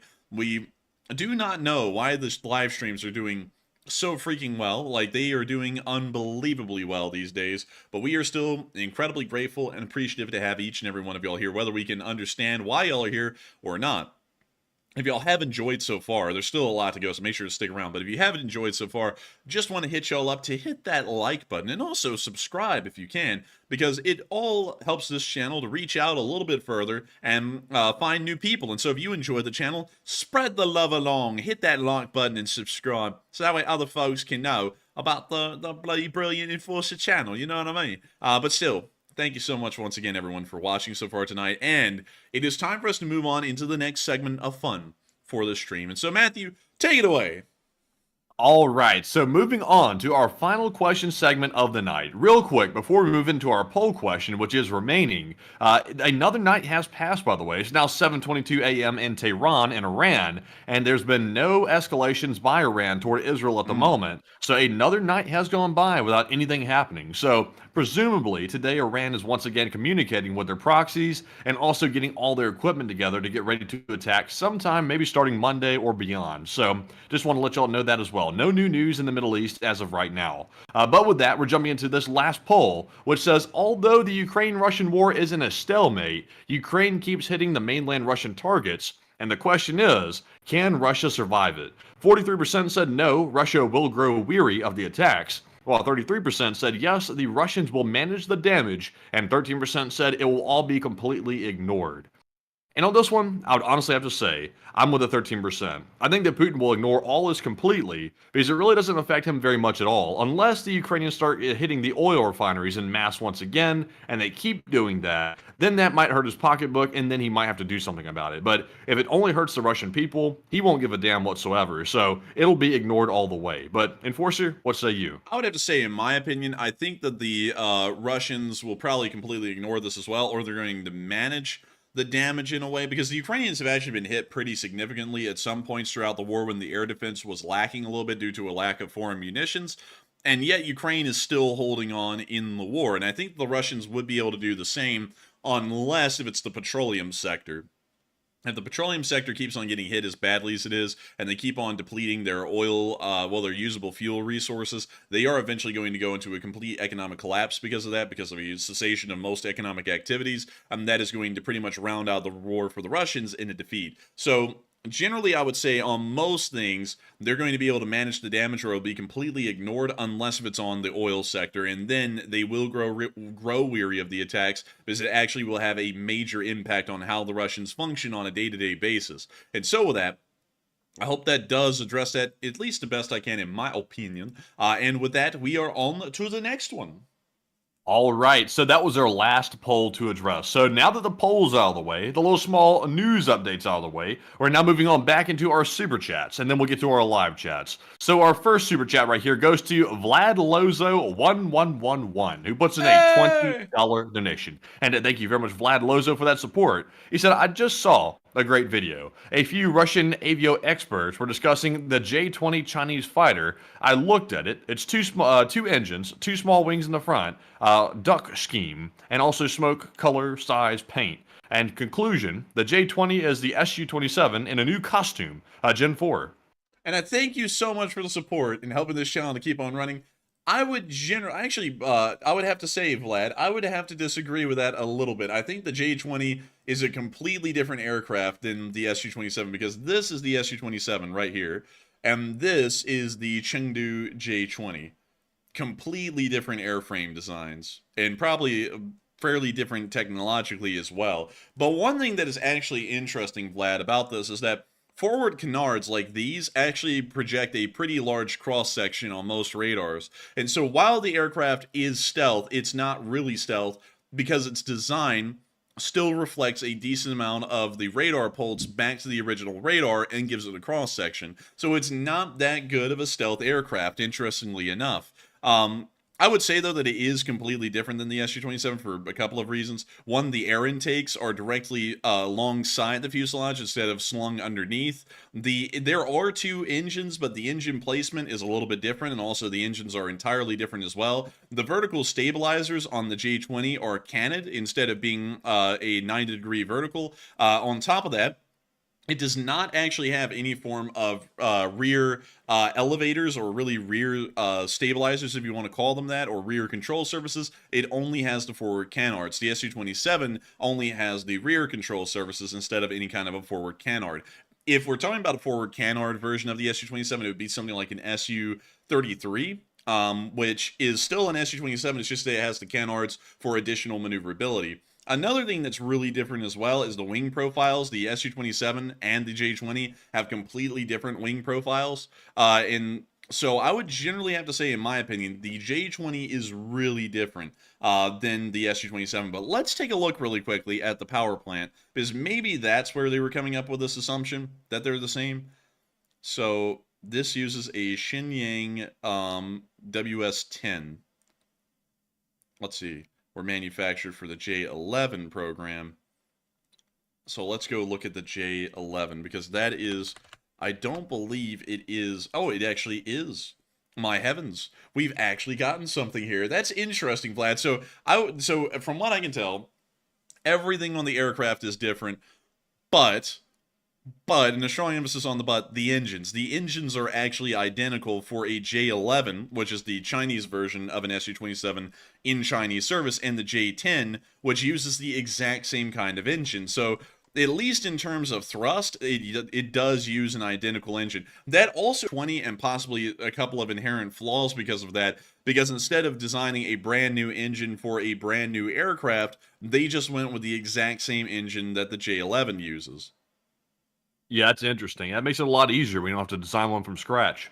Yeah, it's easy for logistics, but may not be the best thing for this aircraft in particular. But still, I thank you so much for support, Vlad, Lozo111, and 1111, and sharing that with me, because I would say as far as the aircraft itself, it's probably, well, it really is wildly different than that of an Su-27. Really easy to tell right there, at least in everything but the engines. The engines, weirdly enough, are identical on both of them. That's really bizarre to me. But still, with that, while we're getting reports of lag, I hate to hear that. But with that, I hope that does address that well. Vlad, Lozo, thank you so much once again for support and helping this channel to keep on running. And thank you for allowing me to at least uncover one thing about the J-20 I didn't know, which is it uses the same engine as the J-11. And so with that, thank you so much once again. I hope that does address that incredibly well. And with that, we are on to the next one. All right, and our next super chat here is going to go to JD Macco 23, who puts in a $20 donation. And thank you very much, JD Macco, for that very generous support as well. He said, "Did you hear this one? Putler and Medvedev fall off the observation deck of a building in Moscow. Which one hits the ground first?" He said, "Who frickin' cares? Take one from the chat, please." Damn. And also, by the way, I think let's see here, Putler or Medvedev. If we're looking at this seriously speaking, which one's going to fall and hit the ground first? They accidentally fell off a building. Let's see. Which one weighs more? I think Putin weighs more than Medvedev. He'll hit first. I would say, top tier analysis. man, I would say that Medvedev would hit first, because while he's a little bit lighter, you know Putin's going to grab onto him and like spin him where he's facing downward, so that way he'll hopefully break the fall for Putin. Maybe so, man. He could. Possibly. Maybe so. I mean, who even knows? Who freaking cares? Just like JD Macco said. But still, thank you for the support and having this channel to keep on running, JD Macco. Thank you for throwing in the questions that really matter. And we will make sure to take one from the live chat. And so, what do we got, Matthew, in honor of JD Macco 23's super chat from the live chat? And this live chat question goes to David Long, who says, "A month ago, I saw a clip that told me that the SR-72 Dark Star had been rushed and was now on active duty, although the totals are meager currently. Have you heard anything more on this?" I have not, no. From what I believe the Dark Star is fictional, isn't it?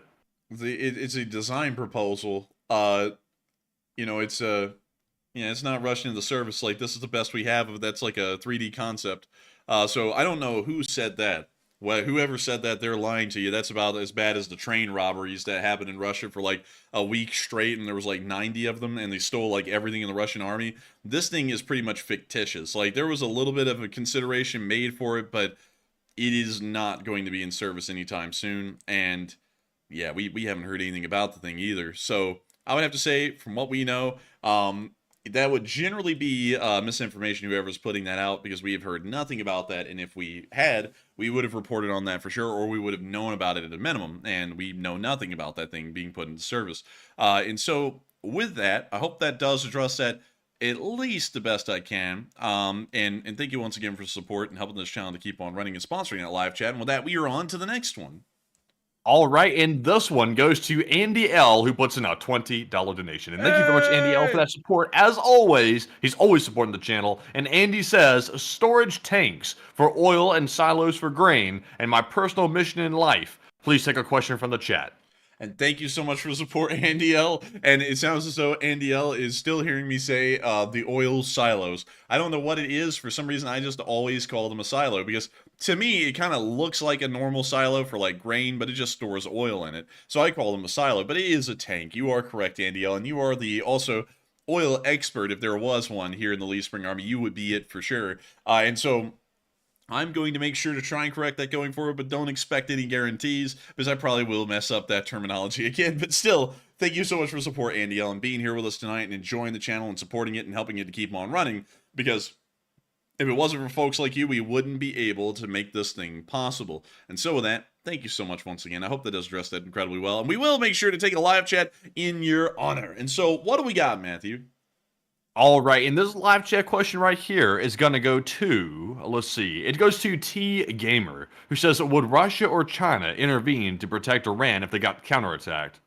If either one of them would intervene, it would most likely be Russia. The Chinese can't get involved in that sort of an instance at the moment. It would screw over a lot of their larger long-term plans. So the Chinese would most likely stay out of it. The Russians might get involved, but that's a strong might, and I would lean more towards they wouldn't. But out of the two, the Russians would be more likely to join. And so with that, I hope that does address that fairly well, at least in my opinion. And a huge shout out once again to Andy L for sponsoring that live chat and helping this channel to keep on running. And with that, we are on to the next one. All right, and up next, we have a $20 super chat from Panama Floyd, the channel legend. And thank you very much, Panama, for that $20 support. He says, Enforcer Matt, the F-4 was a high-altitude interceptor for Soviet bombers in the Cold War, and it didn't even have a machine gun when it was used in Vietnam, an IIRC, first victor of a supersonic dogfight back then. And Panama, I will say, I'm not an expert on the F-4. I really don't know much about it really at all, but it looked like for back in its day, it was pretty capable from the very little knowledge I have about it. But that was a long, long time ago indeed, during the Cold War. And it's gone a long, long way since then with the technology. So while it was effective and it does serve a purpose, today it's pretty outdated. So I do, very interesting history, by the way. I'm glad to hear that about the not having a machine gun. That's definitely interesting as well. That's kind of odd right there, but very cool aircraft. But Enforcer, what say you? He's right, you know. It didn't have a gun. This is a VF-74. Well, this is VF-74, which is a Phantom Squadron on the USS Forrestal. But beyond that, this is an F-4C, which was a fairly common service variant of the early F-4s. And the concept at the time, this was a really bizarre one, and they ditched this permanently after the first F-4 Phantoms rolled out, is that modern air wars were all going to be missile-based, and there would never be the use for a gun in a modern air conflict. And so the F-4 Phantom was designed with no gun. It had none. So all it could rely on was missiles. And then they found out over the skies of Vietnam that the gunfight was not dead yet, and in some instances they got so close to enemy fighters that the missiles were not able to actually hit the enemy aircraft, because there's kind of like a minimum engagement distance you have with an air-to-air missile. And so they then rushed to develop the F-4 Phantom into a variant that actually had a gun on board. And I think that's not it. That's an F-4D. That is another F-4 that was built without a gun. Wait a minute, does that have the gun pod? No, it does not have a gun pod. So that one's just completely gunless. So I'm trying to see if I can... The Wild Weasels didn't have a gun pod, or a cannon, did they? They had a different type of weapon? I think so. I think the Wild Weasels used a specific kind of an F-4. I'm not sure if some of them had a gun or not, but they were specifically made to use anti-radiation missiles. I know that for certain. And then this is an F-4B, once again, without a gun. I'm trying to find a specific one. So this will do. This is an F-4F in the German Air Force. I think this is an F-4F ICE or something like that. These can fire AMRAAMs. So these are about as much advanced, if that's a good way to put it, as the F-4 ever got. But this F-4 actually does have a built-in gun. Every variant of the F-4 from the F-4E forward had a gun pod built into it. It was actually within the small little area right up here at the nose cone. They completely rebuilt the nose cone, and they introduced a 20mm M61 Vulcan cannon into the nose cone of the F-4 Phantoms from the F-4E onwards. And so this one does actually have a built-in gun. It's just that the earlier variations did not. Another interesting thing about the 20mm M61 Vulcan minigun, or the mini cannon if you want to call it that, is that that is still the only kind of a gun that is used nowadays in modern U.S. aircraft. The F-16 and the F-15 both have the M61 20mm autocannon as their only gun as well, much like the later versions of the F-4. But I see some people saying the F-4s never had a gun, an internal gun. That is untrue, and I'll go down here and check it out for y'all just to show y'all really quickly. Armament. So here we go. E model, just like I was saying, had a 20mm M61A1 Vulcan cannon mounted internally under the nose. And we can probably find another picture of that here because they had the Turkish Air Force F4 Phantom visible for a minute in the picture. So I think that'll be a good example. Here we go. It's this little recess right there. This area right here is where the gun is. That is a 20mm M61A1 Vulcan minigun. Mini autocannon, mini cannon, whatever you want to call it. It's an M61 rotary cannon. And those were mounted onto variants of the F4 from the E model onwards. All early variants of the F4 did not have a gun. It also was like a natural evolution because after they found out that there was a need for a gun on an F4 Phantom, they then introduced guns onto every single aircraft from that point forward that was designed. The F-16 has an M20. Yeah, I think it's... Let me go check that again. Let me make sure, because I for some reason, I think I just misdesignated the gun. Yeah, an M61A1. Every single aircraft from that point forward has an M61A1 on it. So that is something that they learned. That's something that they changed on the F4 Phantoms, and so now they all do carry that. And so, let's see. Thank you. Someone said thank you. No problem. And so let's see here. I'm trying to see. Don't think any of the U.S. Navy versions ever received a cannon. I don't think they did. I think all of theirs had a gun pod. I think they usually started to use the F4J in the later service, and that one still did not have an internal gun pod. They had to add an external gun pod below the aircraft for it to have a gun. But with that, I hope that does address that at least the best I can, in my opinion, in my knowledge about the F4 Phantom. But still, the F4 is not a good aircraft for the modern day. It is a straight line, high-speed interceptor. That was its original design and intention. It's just not going to do that good in the modern day. It really didn't do that good over the skies of Vietnam, and that's really why we started to develop an aircraft like the F-16, and then the F-15 was designed because of the MiG-25. But the F-16 was designed specifically to try and compete with the aircraft we were dealing with in Vietnam, like the MiG-21, which was a lot more maneuverable, at least at certain speed brackets, compared to the F4 Phantom. And so that's why we ended up designing the F-16. But anyways, with that, I hope that does address that fairly well, Panama Floyd. And thank you so much once again for support and helping this channel to keep on running. Because if it wasn't for folks like you, we wouldn't be able to make this thing possible. We wouldn't be able to keep this thing running. And so with that, a huge thank you so much once again. And with that, we are on to the next one.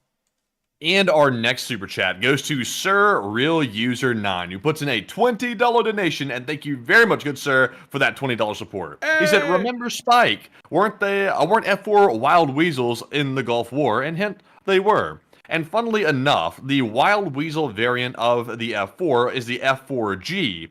And their cannon was replaced by an electronic warfare equipment. I believe it was the APR-47, and the mission was primarily to go and attack enemy air defenses and also SAM air defense radars. So that was a specifically built Wild Weasel aircraft designed to go out for electronic warfare purposes. And very interesting. It was used during Operation Desert Storm, by the way, around 1991. And also, by the way, I'm reading this, so I'm cheating. But I was like, wait a minute, how do you know this? It's like, yeah. But very interesting. I did not know that the Wild Weasel was an electronic warfare variant. That's very interesting to hear. But Enforcer, what say you? I would have to say that is true. There was an electronic warfare variant. Nowadays, the electronic warfare variant is integrated into the just standard aircraft of the U.S. Air Force. So a normal F-16C, like this one, well, actually, this is an F-16 Block 40, but that's still kind of a C variant. But this F-16C can just equip a HARM and use it without having to have a purpose-built F-16 variant made for electronic warfare, or really not really electronic warfare, but seed missions. So that's actually a fairly interesting thing, because back in the day, the technology was a little bit too clunky to integrate into every aircraft, so it had to be purpose-built for that mission. But now every aircraft can kind of conduct that sort of a mission. This one appears to be conducting a mixed role mission, because we can see an AGM-65 Maverick over there on that pylon. We can see 2 GBUs on this one, and then we can see 2 AIM-120s, and then maybe 2 external drop tanks. So that's really interesting to see on this F-16, but they could also fit AGM-88 harms to it as well without no problem. And so with that, thank you so much once again for support, Sir Real User 9, and thank you for throwing that in and talking a little bit more about the F-4 Phantom.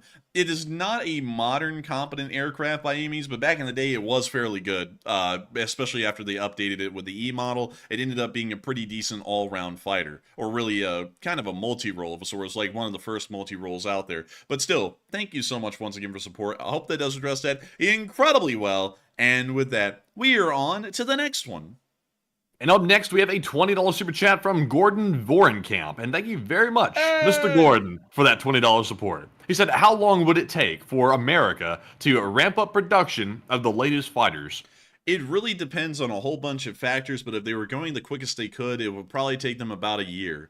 That would be my expectation, because usually when a industry shifts to war industry, they usually get a lot more workers. They usually are able to expand their facilities, and so things are manufactured a lot quicker, but that still takes time, and that probably would take about a year. Because for the United States to really get to its full-on war industry levels in World War II, it took us about a year, around the point of late 1942, and that's when we had gotten 100% into the swing of war industry, and we're producing everything out the kazoozle. And so with that, I hope that does address that well. Thank you so much once again for support and helping this channel to keep on running, because if it wasn't for folks like you, Gordon, we wouldn't be able to make this channel possible. Right now at this moment, 93,000 people have watched this stream. This is probably going to end up being one of our most viewed live streams in recent channel history at just tonight. And out of those 93,000 people, there have been a very small amount of super chats. There's only about 20 of them right now. 20 people have supported this channel, much like you, Gordon, and are helping this channel to keep on running for about 93,000 people who have been here tonight. And each and every one of y'all, the 20 of y'all, the 21 of y'all exactly, who supported this channel tonight, helped this thing to be possible in an ad-free, sponsor-free form for tens of thousands of people, actually hundreds of thousands of people a day, to be able to watch this stream and to be able to keep on getting the news. And we owe a massive thanks to folks like you, Gordon, for y'all support and helping it to keep on running, because you don't have to support the channel, y'all do nevertheless, and it makes the entire thing possible for everyone to watch absolutely free. And so a big thanks to you once again. I thank you greatly for that support. I hope I was able to address that comment fairly well too. And with that, we are on to the next one. And our next super chat is going to go to Rad Doctor, who puts in a 20 as well. Thank you very much, Rad Doctor. It's good to see you again as well. He said, did you ever study the history of the middle finger and the Battle of Agincourt in 1415? That's a good minute ago. He said, interesting stuff. And it's Agincourt, not Agincourt. Like, it's Agincourt, brother. It's Agincourt. It's kind of like calling the Paris opening Olympics a class act. but beyond that, moving on. Wait, hang on, man. Let me do it. Now that my voice is better from last night. That's kind of like calling the Paris opening Olympics a class act. Or something like that. Whoa, man. Mr. Bezos, whoa. Please don't laugh in rich. Man, he will though, and no one will stop him. But here, do you think he's laughing rich after the stock took a 10% tumble? Whoa, whoa, whoa, dude! He went. Well, I guess that's what you call a flush. Oh, there's something like that. But well, I raised billions of dollars in net worth. Hi, and the sick part is he didn't even notice it. Really, he's like he eliminated probably what was it, like $5-10 billion worth of net worth. And he's like, I didn't even notice it. Oh! Dude, he eliminated a small country and net worth and just woke up and went about his day. But beyond that, this is Agincourt, the little town where the battle would happen. Now, to talk about that story of the middle finger, we have to go all the way back to a war that the Battle of Agincourt was a part of, which was the 100 Years' War. The 100 Years' War did not last 100 years. It actually lasted 110 years. It was a little bit longer than the name suggests, and some people have tried to sue both the British and the French for false advertising. Sadly, the lawsuit has never succeeded.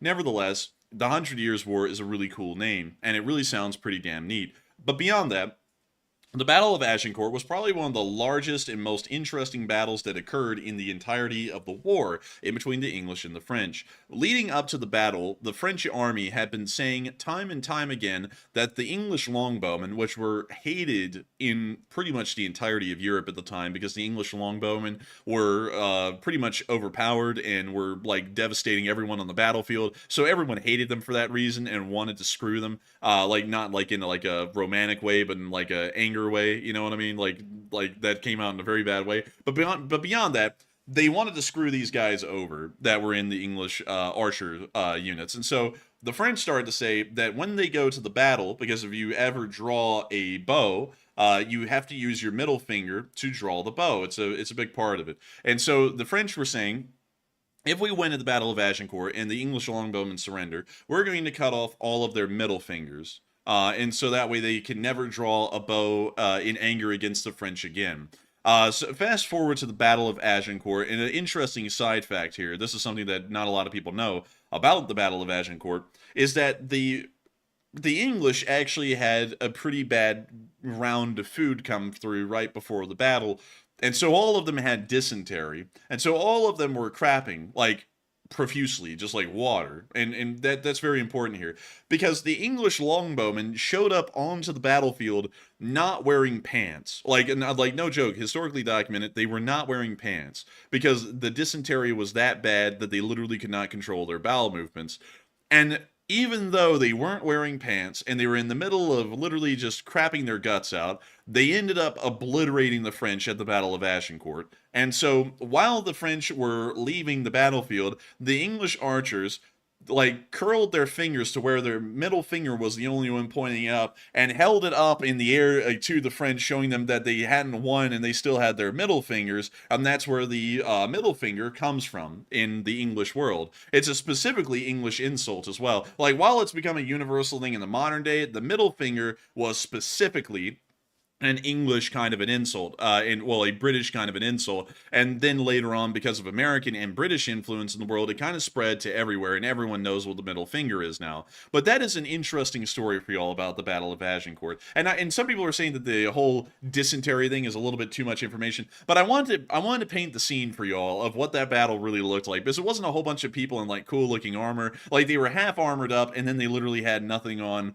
below the belt line, and they were just out there just, you know, taking care of business while also killing the French in incredibly large numbers. So kind of a wild historical story to talk about the Battle of Agincourt. It's like one of the biggest battles, and it's kind of a really interesting one. That's because of all those reasons. But still, I hope that does address that well. That's at least the legend, and I want to make this clear as well, because you asked about the story about the Battle of Agincourt. Now, the dysentery thing is true. We actually do not know if the middle finger thing is true. That's actually kind of a sad part of the story, is that it's a legend. It's kind of like the legend of how the Viennese coffee houses came into existence. Like, no one really knows if that's the true story about why the Viennese coffee houses came into being was because of the Ottoman siege of Vienna, and after the Ottomans retreated, they left behind a large amount of coffee. We don't actually know if that story is true, and we really don't know if the middle finger story about the Battle of Agincourt is true either. So I have to say, while I told you all that story, and it sounds like a really interesting, cool one,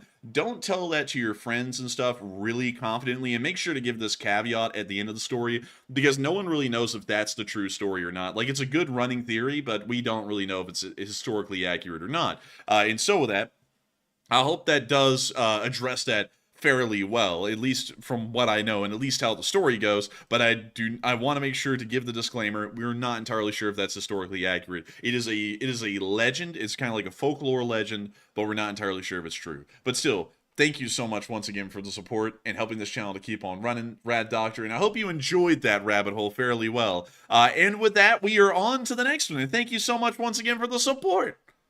Yes, indeed. And moving on to our next super chat, we have a $50 donation from guess who? It's Andy L. once again, coming in with that massive support. Thank you very much, Andy, for that support once again. He said, thank you guys for your dedication to excellence. Very kind words. Thank you very much, Andy, for that. He said, question from the chat, please. And I gotta say, a huge Thank you for the support, Andy L. And thank you so much for enjoying our dedication to the stream. Excellence, that is pushing it, Andy L. You're pushing it. I'm just kidding. But thank you so much for saying that the stream is excellent. We try really hard. I hope that it shows. And I think that, Andy L., at least for you, it is showing. And you're very thankful for it. And we thank you so much. We will just work really hard at this thing. I can't say it's excellent. I can't say it's perfect. All I can say is that we work really hard, and hopefully people do appreciate that. And so, thank you so much once again for the support and helping this channel to keep on running once again tonight, Andy L. Because if it wasn't for folks like you, we wouldn't be able to make this thing possible. We wouldn't be able to be here right now. And so we will make sure to take a question from the chat. And what do we got, Matthew, in honor of Andy L's super chat?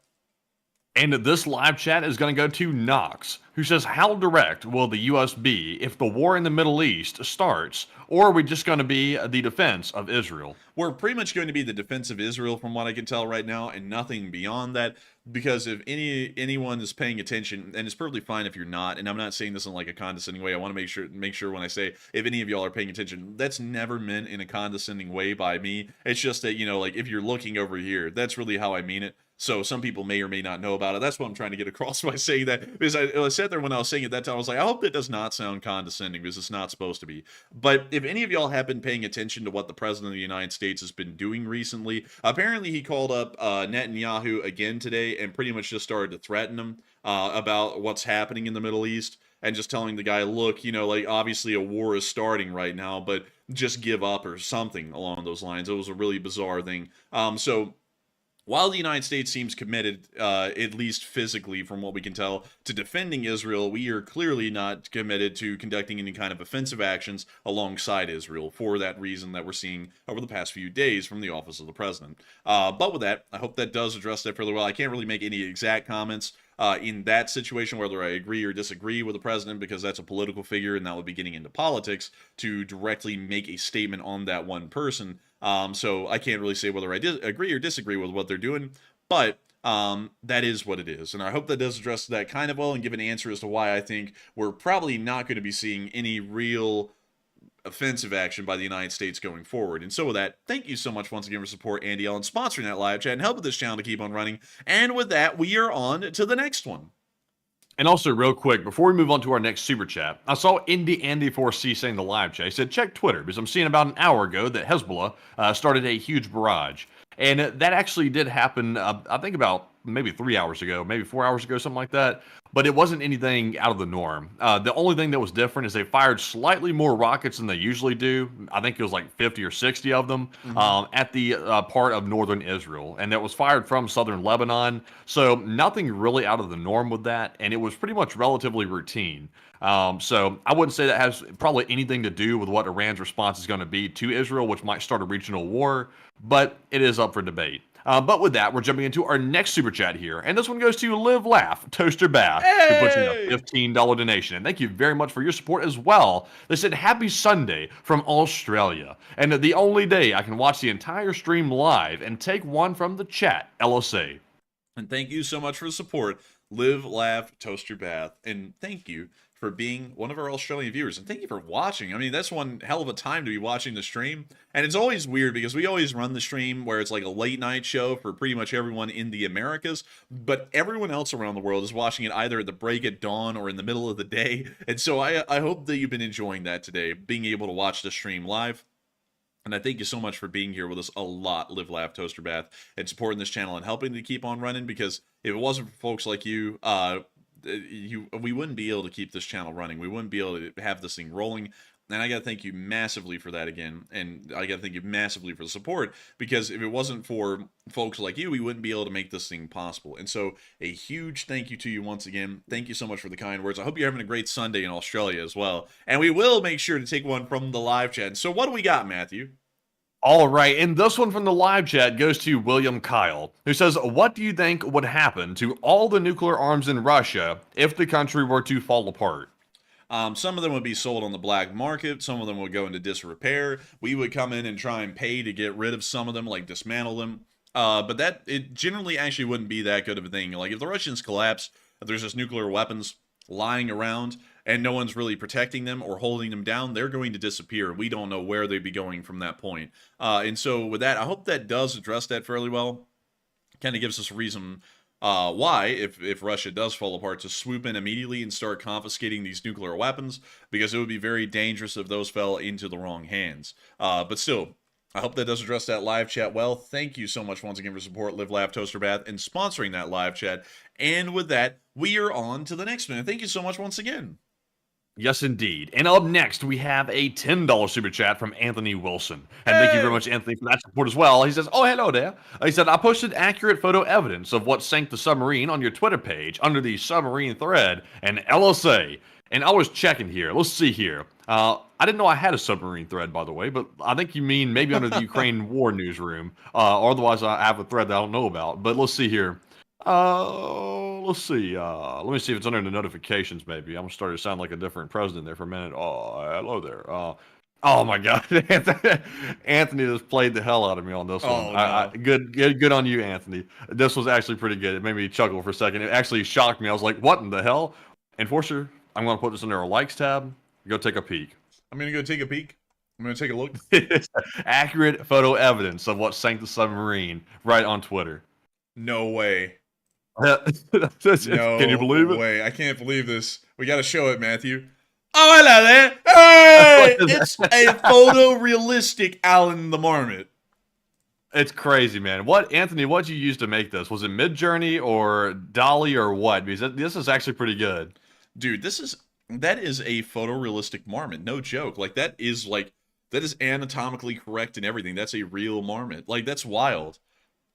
I like it. It's actually got the sub looking pretty realistic, and it's got the nice painting style in the background. I like it. Dude, and then you just got this marmot back here just mogging on this one, just from the conning tower. It's just I'll run this thing. It's all right. It's that's an interesting spot for a marmot. Also, this looks a lot like Novorossiysk, Matthew, with the mountains on both sides and the giant commie blocks everywhere. Yeah, it kind of does actually. It's I don't know if you put that in the prompt. Yeah, he said Novorossiysk, Vostochny Rayon, because it kind of looks like the area around Vostochny Rayon. I wonder if I can show you all that really quickly to give you all a bit of an idea of what I'm talking about here.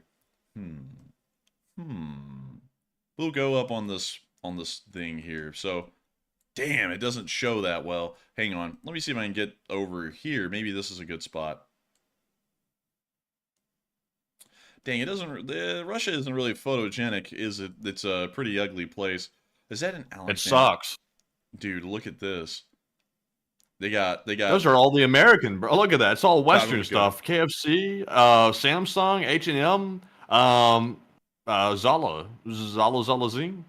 Zola, Burger King, Mori, Familia, Detsky Mir. I don't know what that means. It means something world. And then Stock.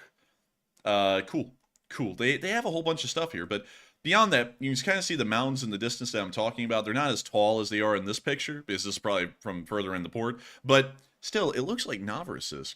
It really does. And I saw someone say Lebanon is about to get the heat, and they're about to get that heat. I'm telling you what. Oh, boom! But anyways, with that, I hope that does address that fairly well, at least in my opinion. Thank you for showing that, though. That was really good. That was incredibly good. And I got to thank you so much once again for the support, Anthony Wilson, and helping this channel to keep on running. Because if it wasn't for folks like you, we wouldn't be able to make this channel possible. And so with that, thank you so much once again. I hope that does address it incredibly well. And with that, we are on to the next one. And with that, we're moving on to this one, which goes to Carl Patterson, who puts in a $20 donation. And huge shout out to Carl for that support as well. He said, live chat, please. And we shall grab one from the live chat, Carl. Thank you very much once again for that support. And this sponsored live chat is going to go to, let's see here. Looking through. This one goes to Tom Charles. He says, does Iran have any combat-tested pilots, or are they simply poorly trained pilots, a.k.a. garbage? Iran mostly has poorly trained pilots, because from what we understand, because of the low funding of the Iranian military as a whole, there isn't a lot of spare parts, and there isn't a lot of money for fuel and maintenance expenditures, and so these pilots have a very small amount of flight hours, and so they are wildly inexperienced. That's what we understand, at least based off of public intelligence. So with that, I hope that does address that fairly well. Thank you so much once again for sponsoring that live chat and helping this channel to keep on running, Carl Patterson. And with that, we are on to the next one. And this one goes to Made in Canada 182, who puts in a 20 Canadian, and thank you very much to the Canadian viewers as well. And thank you very much, Made in Canada also. They said, Enforcers, amazing. They said, LSA, best audience on YouTube, and bots, keeping Andrew and Matt's trigger finger in tip-top shape. Please take one from the live chat on me, and long live the LSA. And I got to thank you so much for the support, Made in Canada 182, and helping this channel to keep on running. And I got to say, thank you for enjoying the LSA on YouTube. It's an amazing group. It's an amazing community. And it mostly, pretty much primarily exists on YouTube. And also, the bots are keeping our fingers on the trigger tonight. We've had one stupid guy. Matthew, I saw you point him out because the stupidity of that was the best, showing up imitating a non-profit organization that is a government institution of Ukraine, which means that they have no copyright to their works, saying, stop showing our stuff. It's like, are you stupid? It's like we would get like an official letter or an email or something. They don't, you don't sit there and make official cease and desist requests in a YouTube live chat. Like, that's not an appropriate forum for a cease and desist. Man, that scheme was about as smart as the big bad wolf dressing up his old grandma and getting in the bed talking about, could I please have some honey? It's like he's got big ass teeth. And it's like, oh, my grandma, what big teeth you have? It's like, it's so obvious. It's like, come on now. It's like, I literally could tell in 5 seconds who that was, and their name was not even included whatsoever with the account, but I could literally tell in 5 seconds, that's that idiot, and he's back once again with those stupid shenanigans again. It's like, is the dude ever going to stop? Does he even feel stupid after doing something like that, and he gets caught within 5 seconds? It's like, do you feel shame? And dude, also, I wasn't born yesterday, bud. I've been around for a little bit. Dude, and also, the guy is so, like, so stupid to use a lighter word there than what I was about to say. The guy is so stupid. He was like, oh, how do I make it look more formal? I know. I'm going to just put this shit in Google Translate and then copy and paste it right below the English, and it'll look more official. It's like, are you that stupid to think, like, a cease and desist is going to be sent in a YouTube live chat, for one? It's hardly going to include anything.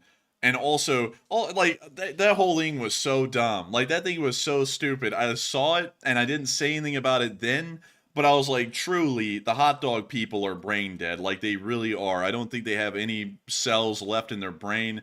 Their brain doesn't connect to the body, to use a famous line from Hot Dog Man that he used on someone else.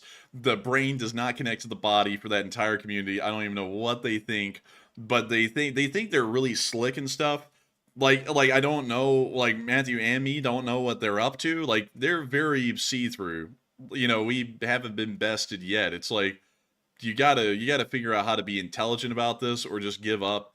Man, I'm telling you. But still, I hope that does address that fairly well, at least in my opinion. But beyond that, I thank you so much once again for enjoying our trigger fingers being in shape on the bots, and we will make sure to take a live chat, Made in Canada. And thank you so much once again for being one of our Canadian viewers and helping this channel to keep on running. Because if it wasn't for folks like you who enjoyed this channel and decided to support it and help it to keep being possible, we wouldn't be able to keep this channel running. And so, long live the Spring Army. And what do we got for a live chat, Matthew?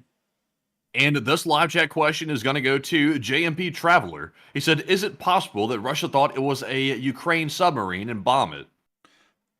What? Reread that one again? Let's see. Is it possible that Russia thought it was a Ukraine sub and bomb it? Their own sub? I'm not sure. I think he got it reversed. Maybe. I think. I'm not, sadly, I'm going to have to declare ignorance on that question because I'm not particularly sure what it's asking. I hate to say that. But with that, we are on to the next one. All right. And do you want the next super chat or the live chat? I think we're going to have to get another live chat for that because I feel like that was a gypped one. So let's get another live chat. So this one goes to Dilly, who says, is the Freedom of Russia group still active? Yes, but it's a very small group compared to what it once was, and it's fighting up in the Vovchansk area currently. And so with that, I hope that does address that question fairly well. We do have an answer for that one. And with that, we are moving on to the next one. Also, I saw someone say, did you hear about that new law in Minnesota? Apparently, like, did you read that, Matthew? Oh yeah, yeah, I saw it. You must flee if you have the chance. Like there is no stand your ground or anything. It's just run away. Like you have to run. If like that's pretty jacked up right there. I mean, you're pretty much making it to where I can't go into that too much, but that's still wild. I've never heard of a thing like that. That's like the law in Britain where it's like, yeah, you might be getting your ass beat, but if you punch him back, you're as guilty as well. It's like, what? It's like, wait a minute, hang on, I'm defending myself here. How in the world am I guilty? Like that's that stupid no tolerance crap that they have in school these days, where like someone could be punching you, but if you punch them back, then and only then both of y'all get in trouble. But until then, no one gets in trouble. It's like that's so stupid, and that's like the dumbest thing ever. Like I'm entirely. I'll tell you all this. I'm entirely of the belief that if someone is threatening you or you feel like you're in danger, you have the right to pummel someone. Like, I feel like you have that kind of a right. Because, like, if someone is going to threaten you that much to where you're in that kind of a peril and danger to where you really can't get out of it, unless if you defend yourself with force, it's like, I'm all for that. Like, why in the world should someone feel like they have to let someone do whatever the hell they want to them and then let the law get to them later? It's like that you end up being screwed, and then the law gets to them and they get some kind of a like slap on the wrist kind of a punishment or something, because that's usually how it goes in those situations. And then no one's happy. Like, no one's happy at all. That's dumb. Like, sock them or something. Like, don't let them get away with what they're doing. The duty to retreat's actually not that uncommon across the country. Like, there's states with stand your ground privileges, and there's also states with a duty to retreat. I would definitely go with the stand your ground one. If someone is like threatening you or trying to, threaten your life or something like that, you should not have to retreat before you actually take action. Yeah, that's so stupid. I mean, that really is dumb. I'm not at all for that. Like, I'll tell you all that. I will tell you all that outright. If something is threatening and you're in some form of danger, whether it be lethal danger or non-lethal danger, if you have to use force to defend yourself, I think that's a completely understandable and legal use of force. Now, of course, the law, like, just because I say that doesn't mean you can live in fantasy land and sock someone if your state has a duty to retreat law. Like, you can't work off of what I'm saying here, but still, I feel like that's the way it should be. Because why in the world deprive a victim of an ability to make sure that they're not going to be that much of a victim? Like, that's how I think of it. But anyways, with that, I hope that does address that fairly well. It's still crazy to hear that, though. But I guess it's going to be a rough day for Hot Dog Man. Like, I guess that's going to be a real rough day for him, dude. Because that guy is going to show back up to that restaurant or whatever and go, "Hey, it's that bitch Hot Dog Man." And then he's going to be like, "Oh, man, I have to run. I have to flee." Dude, something like that.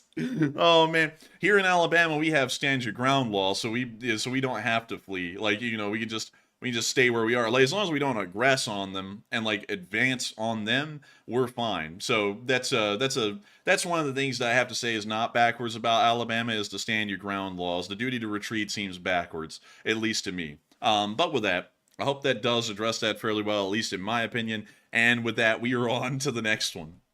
All right, and this next super chat goes to Ben Ite, who puts in a $10 donation. And thank you very much, Ben. He said, within the realm of the Middle East, who actually has the best navy? Oh, the United States. Yes, that's true. As far as who has the best navy... Oh, hello, Jack? Hello, Jack? What? What happened? It dropped you from the call, man. I got scared. In 5 seconds, man, you went away. Oh, I didn't go nowhere, Jack. I didn't go nowhere. But as far as the best navy outside of the American Navy... The Saudi Navy. Let me go see. Let me check the Royal Saudi Navy. What kind of a vessel do they? Oh, the Saudi. Oh, what do they have? Hang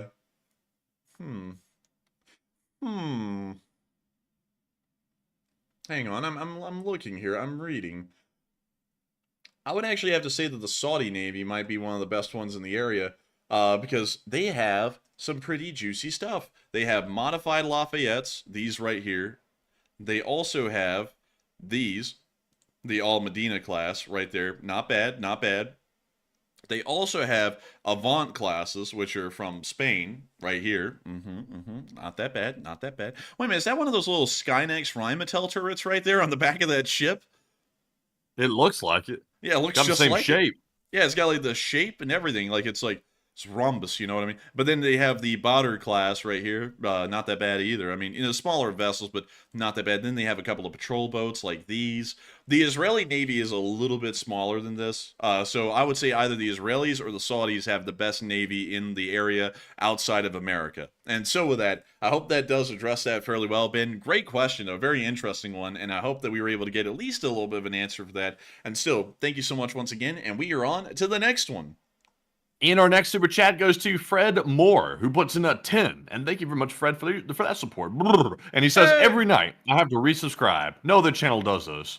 And I thank you so much for the support, Fred Moore. And I know no other channel does this. For some reason, YouTube has like this passive aggressive thing against us. Like they don't hate us, like, but they don't like us either. Like, I guess that's the best way to put it. Because we're always hearing that people get unsubscribed. We're getting audited every damn day of the week for 2 weeks now. Where YouTube's like, we don't know if your viewers are authentic. Like, we've known that they are for like 2 years, 2.5 years, but now we have questions. And then every single night, they, I guess, manually review it. And then they're like, nope, the viewers are legitimate. Well, there they go. And then they tack them onto the total.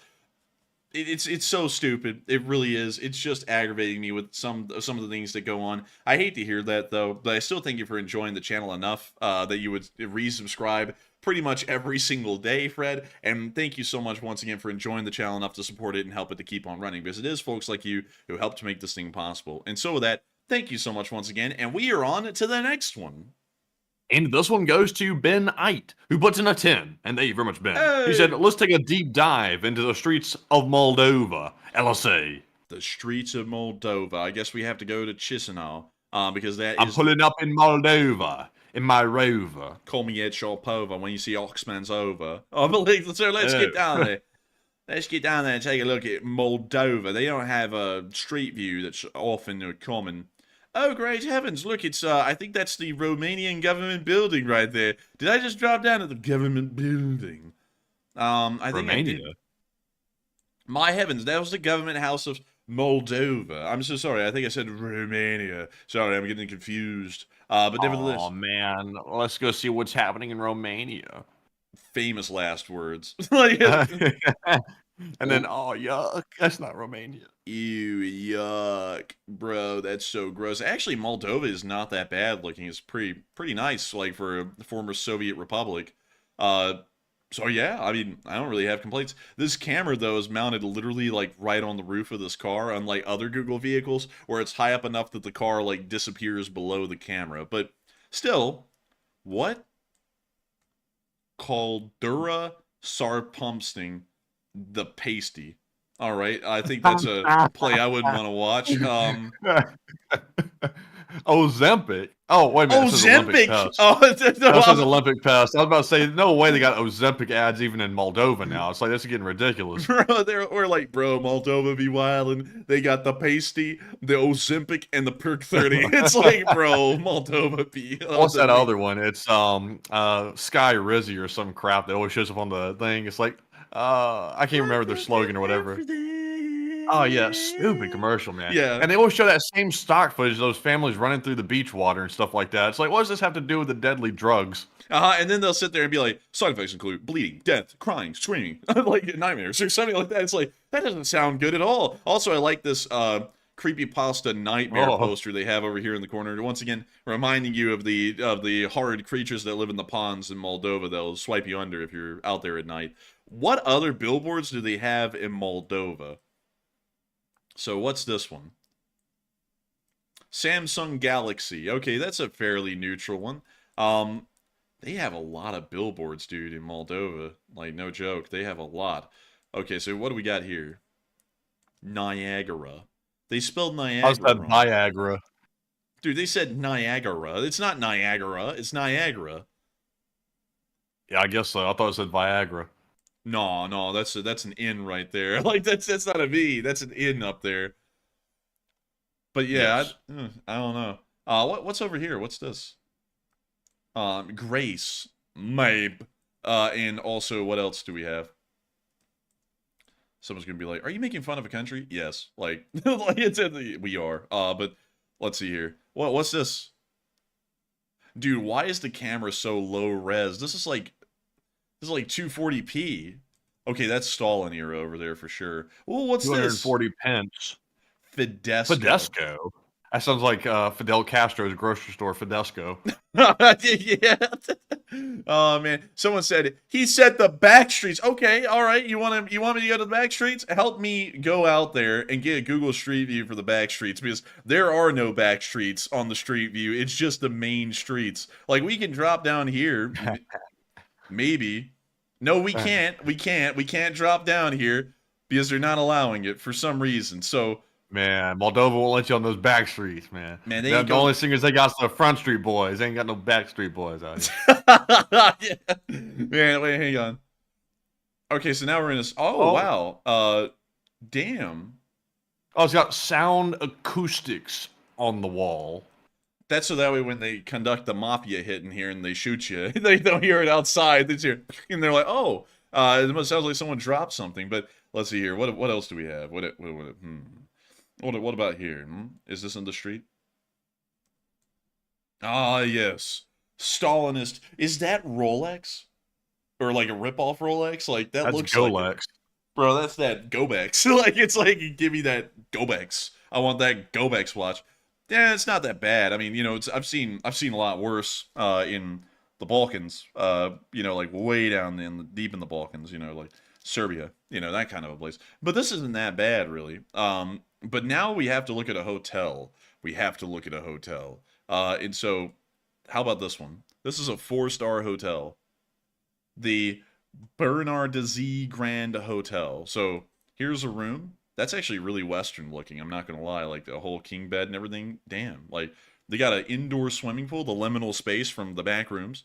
They also have this old Mercedes in here that looks very 1930s, 1940s-ish. I think Lightman may have left this behind at some point, and they just kept it in the hotel. And he just pulled up right into the lobby. He said, I'm not parking, I'm just pulling up. Man, you just hear this old thing pull up, and you hear, like, on that old radio, I'll pull up, or something like that, and then they get out of the car. Oh, man. Capybara. Oh, look! Right here. There it is. The tag says CeeLo. CeeLo Green. But let's see here. That's not a bad hotel, actually. So, what else do they have here? The Military History Museum. What does this look like? Ooh, that's poorly maintained, Mick. Okay, the inside of the museum. Oh, this looks like a bunker, like you would die in. This looks like where Hitler shot himself. Like, no joke, like with the floor and everything. Man, this honestly looks like this museum might be busting because of how, like, poorly maintained, like, the flooring is and stuff like that. They got some real artifacts up in here. Look at that. There's a Russian vehicle. Look at that. It's a Soviet anti-aircraft gun. Dude, that military museum is goated with the sauce, though, externally, but with the actual artifacts or pieces, not so much. It's pretty. Russia's gonna be pulling up here soon to bust down their doors to steal this stuff to actually use it. Dude, when your selfies are so good, you have to get them emblazoned on the wall of the military museum. Like, it's like, get that thing up there. Oh, they got the Nebelwerfer. That's actually like, I forgot what it is. It's a Soviet version of that. And then they have the S-125. They have one. That's that thing, dude, that was hitting the stanky leg on that Iranian propaganda video yesterday. It was this one. Oh, yeah, sure was. This military museum, though, pretty damn rough. I'm not going to lie. I've seen Lenin. You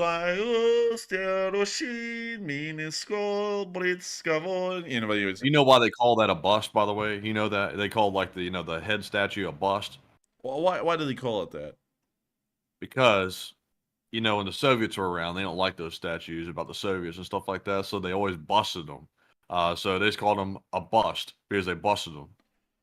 Interesting. That's a very interesting one, man. I have to say so. I got distracted, though, because I just saw this historical recreation of an NKVD office, because this guy is wearing the blue hat of the NKVD, and it looks like this woman is a snitch. And I was like, what? I was like, wait a minute, they have this in the museum? Man, the real intimidation here is not the sketchy-looking room with the light bulb up there or the shady officer. It's that fellow over there in that painting on the wall, though, giving you the side eye while you're sitting at the desk. That's where the real menace is at. Dude, and then they got a little baby Lenin over here just to remind you Lenin's a thing. You know, it's like Lenin exists. Remember this. What is this? Bro, we got a Chernobyl liquidator up in here. It's like, I don't know what he's supposed to be. Oh, wait, I think this is supposed to be like Afghanistan or something, but... Afghanistan. Afghan. What is this? Hideous, whatever it is. My goodness gracious. Heavens above. This museum is rough, though. I'll say that. Like, I hate to say that, but I have to say it. So, how about the Chisinau Central Market? Dang.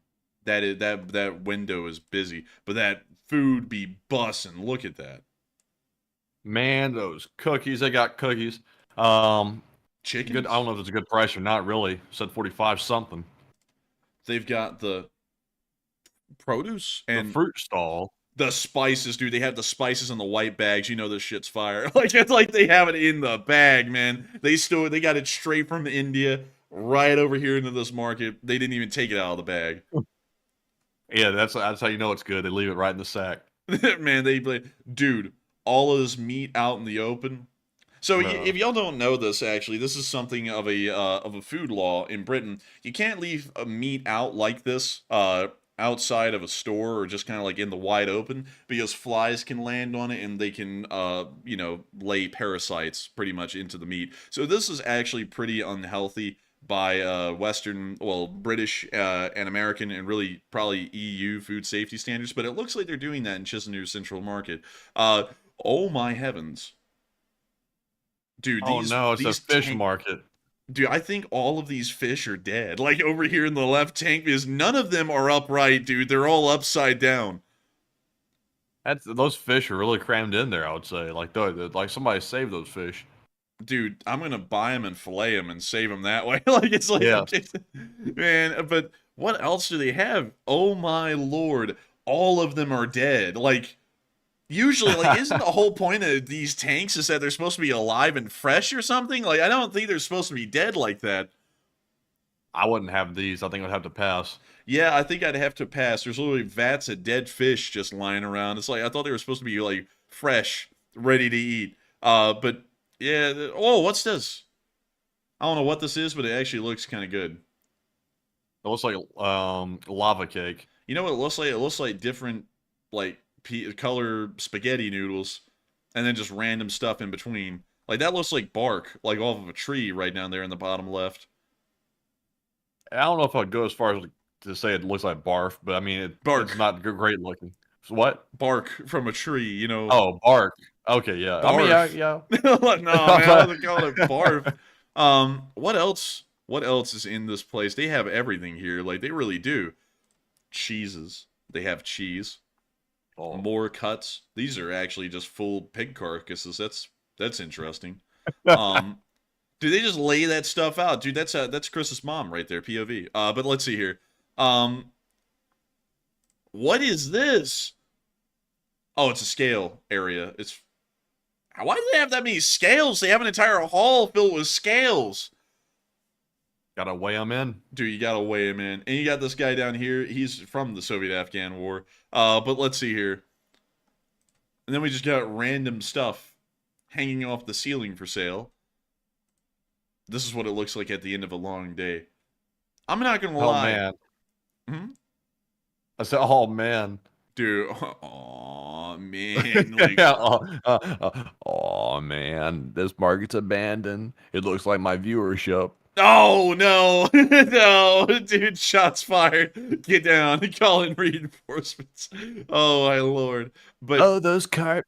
Oh, those carp. I'm not going to lie, man. I don't think I would actually go to Chisinau Central Market, man. I think I'd skip it. But there we go. That's what the streets of Moldova kind of look like. At least as far as we could see them, because we really couldn't see them. But still, what is the train? Wait, hang on.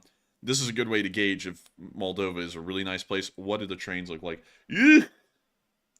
Aye, man. That top is rusty. And also, what the hell's up with the front? Bro, that be that kind of a front, you know what I mean? Like, jeez. Dude, the platform's tiny. They're not even elevated. Are these all graffiti rail cars? Like, every single one of them? Dude, hang on. We got to see some more locomotives and train. Ew. Whoa, what the hell, man? Moldova, what's your train system? What happened?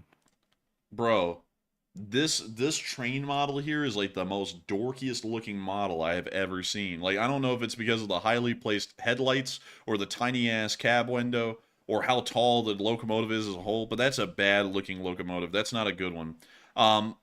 They repainted the train apparently. Why can't they just paint it like one uniform color? Why does it have to be like the multicolored train? It makes no sense to me. Like, no matter if it's like green and blue or red, yellow and blue, that just looks bad. And yeah, I'm not gonna lie. Oh wait, that's actually a clean one. That looks like a fast one. Probably not. It's probably a commuter. Sadly, like, I was like, I don't think Moldova has high speed rail. I was like, I'm doubting that. Oh, I just gotta spool it up, put the throttle to the floor, it'll go. Bro, they got that TEL out in this thing. Like, they got a straight up TEL from the Soviet Union still running around here.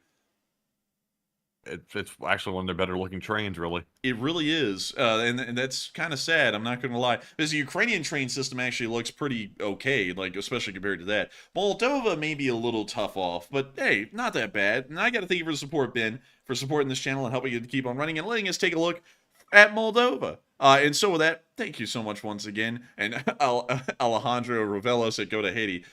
Dude, I don't even think there is Street View in Haiti. Like, I think Barbecue ate the Street View people. But let's check. Yep, there's no Street View down there. So, sadly, I don't think we'll ever look at Haiti. But anyways, with that, I hope that does address that fairly well. And I thank you so much once again for support and helping this channel to keep on running. And with that, we are on to the next one. All right, and the next super chat is going to go to LSA Rocks, who's also a big channel legend who puts in a $30 donation. And thank you very much, LSA Rocks, for that support. I don't see any comments left behind. I see no comments, but I did see a super sticker of the pear. The pear is looking at itself in the mirror, and it loves itself right there. That is narcissism right there. It said, thanks for being you. Thank you very much, LSA Rocks, for speaking for the support. And Enforcer, what say you? And I got to thank you for the support as well, LSA Rocks, and helping this channel to keep on running. It is folks like you who help to make this channel possible and help us to keep this thing running. Because if it wasn't for folks like you, we wouldn't be able to keep this channel running. And so with that, a huge thank you. While you didn't throw in a comment, the support means a lot. And we thank you for throwing in that narcissistic pair. And with that, we are on to the next one. But before we do, it seems as though, Matthew, we have a Moldovan in the chat, and the Moldovan is not happy. Like it says, I don't think the Moldovan is happy. But still, he just keeps saying in all caps, "Hello from Moldova." It's like I know what he's saying. He's saying, "I'm from Moldova. Stop bashing the place." We are going to skip forward to that super chat from TOMNML, which is a $2 super chat. Thank you for the support. And TO said, "Hello from Nisparini, Moldova." So we're going to go to Nisparini, Moldova, and we're going to look around because, you know, we got to give some fair credit. Maybe it's Chisanu, Chisanu, yeah, I think that's how you say it, is maybe not the best of looking places. Let's go over here. Here it is. And let's look at the pictures. So they got a pretty cool statue. They've got a windmill. They have this cobbled street. They have another statue of a king, probably a king from Moldovan history. They have another picture of the place. That's kind of cold. And they have another picture with wind tunnel, well, with wind farms. They have another picture of the cold and the snow. They have another picture of a war monument from World War II. They then have looks like he's out of Columbus, Georgia, right outside of Fort Benning or Fort Victory, Fort Liberty, whatever the hell they call it now. I'm calling it Fort Benning because that's what I call it my entire life. I'm not going to try and relearn the name. Like, I don't even know why. But anyways, let's see here. Oh, this isn't that bad of a town. Yeah, this isn't bad. Like, okay, so I'm going to say Chisanu was pretty rough. This town is pretty nice, though. Like, I think it looks pretty good. It's like a little small... It's like a small Balkans town is the best way I can explain it. And those are pretty nice looking. Like, look at that. That's pretty nice. And look at this. That windmill. That's like the 90th picture of that windmill. But it is pretty nice. And so, I thank you for the support. I thank you for helping this channel to keep on running. And a big hello, a massive hello, to Nisparini, Moldova. Just near the border of Romania. But still, thank you so much once again. Aww. But still, thank you so much once again for support. Thank you for helping this channel to keep on running. And with that, we are on to the next one.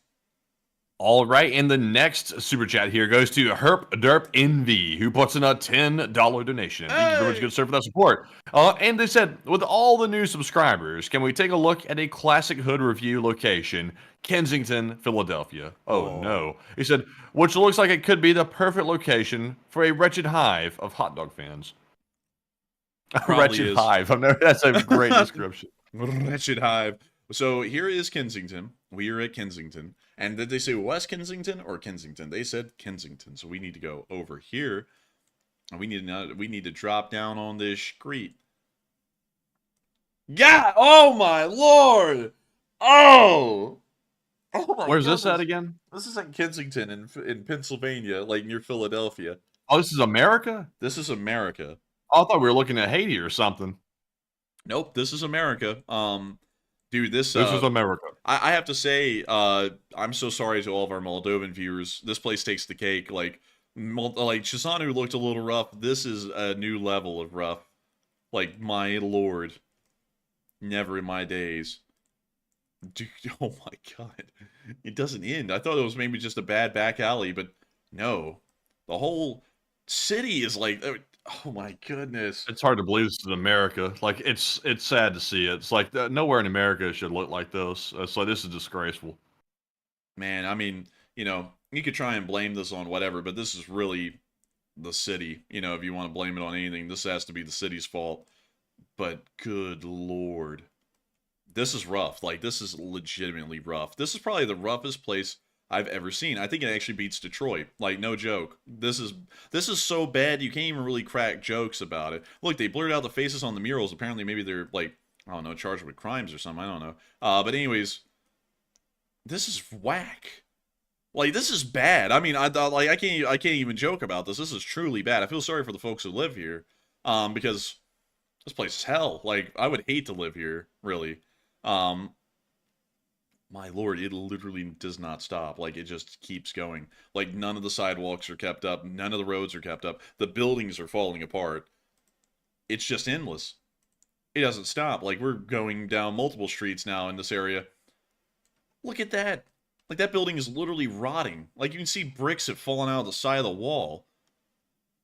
How the hell does a brick fall out of the middle of the brick stack? I don't even know, man. I guess they were, like, hitting it really hard from the other side. Like, I don't know. But, like, how the hell can it get this bad? Like, this is terrible. Okay, this is the first place where I'd actually fear for my life just walking through here. Like, we're from Alabama. It's pretty rough down here just in general.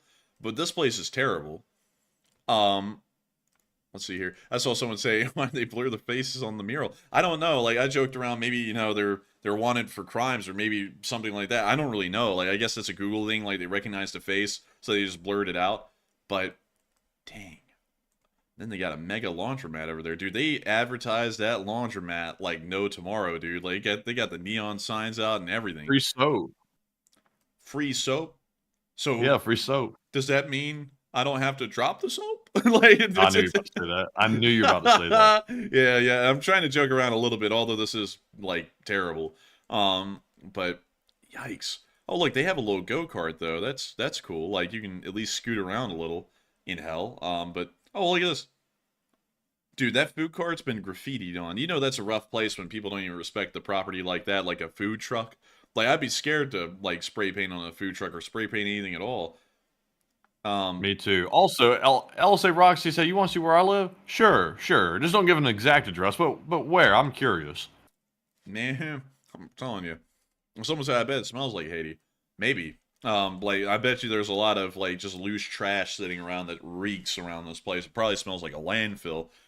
But I gotta say, I just never have seen anything this rough.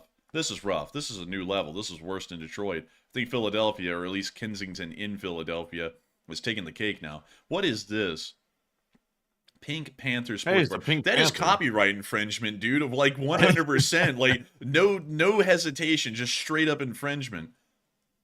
Also, by the way, pull up Mason City, Iowa. Let's see where LSA Rocks lives. I'm curious. Mason City in Iowa. Okay, so where is this in Iowa? Oh, this is in the middle of nowhere. Like, this is out in northern Iowa. I think the population density out here is the lowest it is in pretty much the entire state except for the western end of the state. So let's go up here to like one of the few cities in this place, and let's take a look around. So we're going to drop down on a main street, and then we're going to drop down on a back street. Okay, the roads are a little rough, but I always expect that in the northern area of the U.S. because the roads expand and contract because of the heat and the cold at different parts of the year a lot more than they do in the south. So usually it's a lot more expensive to keep the roads looking really good in a northern city.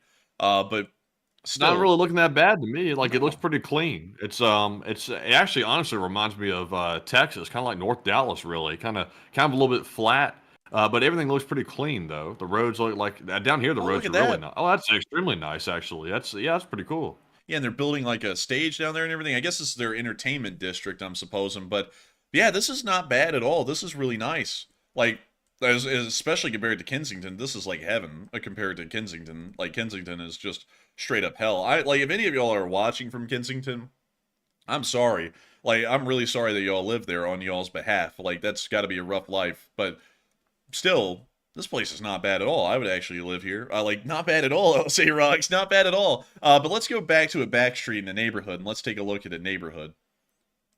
Okay, that house is blurred out. But these houses are not bad either. Like, they're like, the lawns are mowed. Like, the curbs aren't really, like, edged and everything, but that's fine. That's all good. But still, the houses are really nice. Like, I would live here. Yeah, not bad at all. Just looks like just good normal living. Window World. You know it's a good normal place when Window World's around. You can always trust Window World until you can. But still, I like it. Not bad place. Not a bad place at all, I'll say, Rocks. What kind of industry do y'all have out here at this place too? Like, what is y'all's local economy based around? So, I have a Menards. I've never heard of Menards. Have you heard of Menards? I don't know what Menards is. That's a store. Oh, it's kind of like Lowe's, I guess. Let's see here. Where is the... Okay, so here's the local industry. So, kitchen solutions. Let's see. Cobrick Distributing.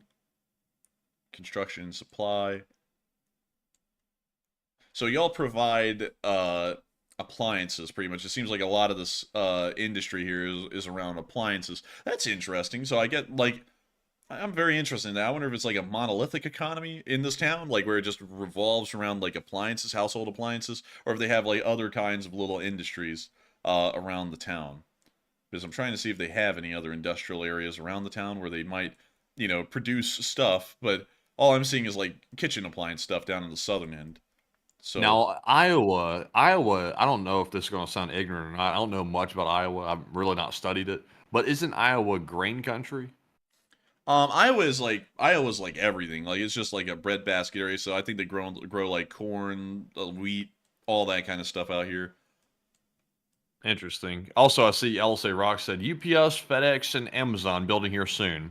I'm sorry to hear that because once they come in, it's going to turn interesting.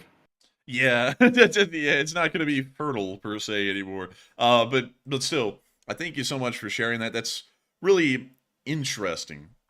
It's really interesting. I like your city, actually. I think it's really nice. It's not bad at all, and especially compared to Kensington and Chisinau in Moldova, this is actually really, really nice. But with that, I hope that does address that fairly well. Thank you for sharing that with us, by the way, LSA Rocks. And with that, we are on to the next one.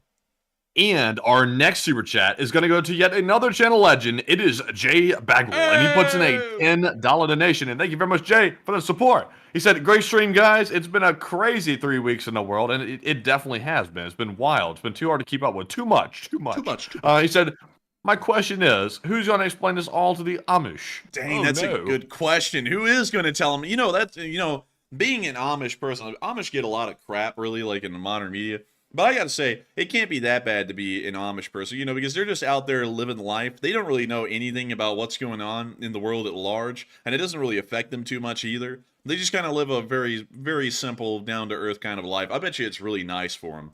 And also, I've heard that Amish people are fairly nice people, but I don't really know for certain. I've never met an Amish person. But still, that is a pretty good question, though, Jay Bagwell. I wonder who is going to tell the Amish. I'm sure it'll start to spread around eventually out there, but I'm sure to them it's a million miles away and doesn't matter. And honestly, that's probably a nice way to live, at least for them. But with that, thank you so much once again for support. I hope that does address that well. And also, if y'all didn't know this, did y'all know that the Amish are like largely Dutch? Some people may not know that they speak Dutch. Well, they speak a specific kind of Dutch. I think it's called Frisian. But it's a really, really cool thing about the Amish. But anyways, with that, I hope As you that, know, what's weird is the Amish really don't even have a way to get emergency alerts like EAS or anything like that. So if like something really bad started happening, like let's say nukes start flying in some crazy world, then they're not even going to know. They're just going to be sitting there with the horse and the buggy, and they're going to see some big bomb going off in the distance, and they're going to be like, "What is that?" And then it's going to be all over for all of us. man, I'm telling you, it's really weird. Yeah, they don't get like early alerts, anything. Like they just live life. Like that's really weird. But also I've heard that some of the Amish are starting to get a little bit into technology. Like some of them are finally starting to electrify, which is a big like step forward for the Oh. Amish. But still, Electrify. yeah, like electrify their houses, not like get electrified, not like electrocuted. Like like Man, I not thought they were doing that. bringing new punishment to the community. You showed your ankle, like it's like or something like that. But anyways, moving on from that, thank you once again for support, J Bagel. I hope that does address that well. And with that, we're on to the next one. And this one goes to Phobos Anomaly, who puts in a $5 donation. And thank you very much, Phobos. They said, imagine Russia having their own Sign My Rocket program, and they record a video firing a North Korean shell, which then explodes in the barrel. I could imagine that because I bet you it's happened. Like I'll put money on it's happened, Phobos, and we just haven't seen it on this channel. But still, thank you so much once again for support. I hope that does address that well, and thank you so much for helping this channel to keep on running as well. And with that, we are on to the next one. And this one goes to KJW, who puts in a 5 and says the bunker door is stuck in Iran, trying to get it open. It probably is because they started showing like the entirety of the inside of the bunker and just completely and never went outside again. So I think they got locked in. But still, thank you so much once again for support. I hope that does address that the best I can. And with that, we are on to the next one. And we've got a 5 from Chulian, who puts for 343, by the way. I almost forgot the last part of their username, but they put in a $5 donation, and thank you very much for that support. They said, with Ukraine showing the massive risk of drones against Navy assets, do you think that we should be worried about our aircraft carriers becoming a liability? Yes, I think we should be worried about all of our ships coming under threat from those kinds of close to shore naval drones, and I feel like we should start to refit our vessels to have a lot more secondary weapons on board, heavy caliber machine guns and such things like that, to be able to deal with these threats, or to find a way to implement the laser-based weapon systems to where not only can they engage air targets, but they can also engage surface-borne targets as well. And so with that, I hope that does address that fairly well. Thank you so much once again for support and helping this channel to keep on running. And with that, we are on to the next one. And we've got another one from KJW, who puts in a 5 once more. And says, Iran also waiting for used submarine they just bought on Temu from Russia. And a very good price, comrade. Very good price. And very good price, please. Very great price, please. And I gotta say, Iran is probably waiting on that new Kilo class submarine. They're waiting on a new Sahan class frigate because that one like rolled over in the harbor not too long ago. So I'm sure they're waiting for a new submarine as well somewhere out there in Iran. But still, thank you so much once again for support. I hope that does address that well. And with that, we are on to the next one. And the next one goes to Todd, who puts in a 5. He said, my first super chat. Be gentle. Oh, thank you, Todd, very much for the support, by the way. First one. He said, when Ukraine targets a Russian airfield, how can they be sure there are no nuclear weapons? And thanks, guys, and carry on. Oh, they never are. That's the thing. They don't know if there's a nuclear weapon there or not, so, they're just kind of running a little bit of a random chance here and there, But if the Russians get their own nuclear weapon blown up because it blew up, that's on them, not on Ukraine, because, you see, they're not supposed to be armed unless they're being dropped off a plane. So if they blow up, and the Russians, they cry, because that's all they can do. But still, are they parking their cars on the side of the road? This is why the Russians are so ass backwards, Matthew, is because they go to the airfield and they're like, oh, where do they park, Blit? And they literally park on like the side of the street right outside the airfield and then just walk in there to go work. That's pretty lame. That's pretty freaking bad, man, when you can't even make a parking lot. Like, you can't even make a big enough parking lot. But still, I hope that does address that fairly well. Thank you once again for supporting and helping this channel to keep on running. And with that, we are on to the next one. And our next super chat is going to KJW yet again, who puts in a 5. He said a very good point. He makes a very solid statement. He said, nobody accidentally falls off a building in Russia. And that is true, by the way. I can't remember. Let's see, who said that earlier about falling off the building? Who's falling off first? It was JD Macco 23. And yeah, somebody would have to push him off because nobody falls off of buildings in Russia. People fall off because they got pushed and they get shoved and then they get splat. So, very good point. But Enforcer, what say you? I would have to agree. No one accidentally falls off the top of the building in Российской Федерации, блин. And so that. Thank you so much once again for the support and helping this channel to keep on running. KJW, and thank you for your third super chat of the night. And with that, we are on to the next one.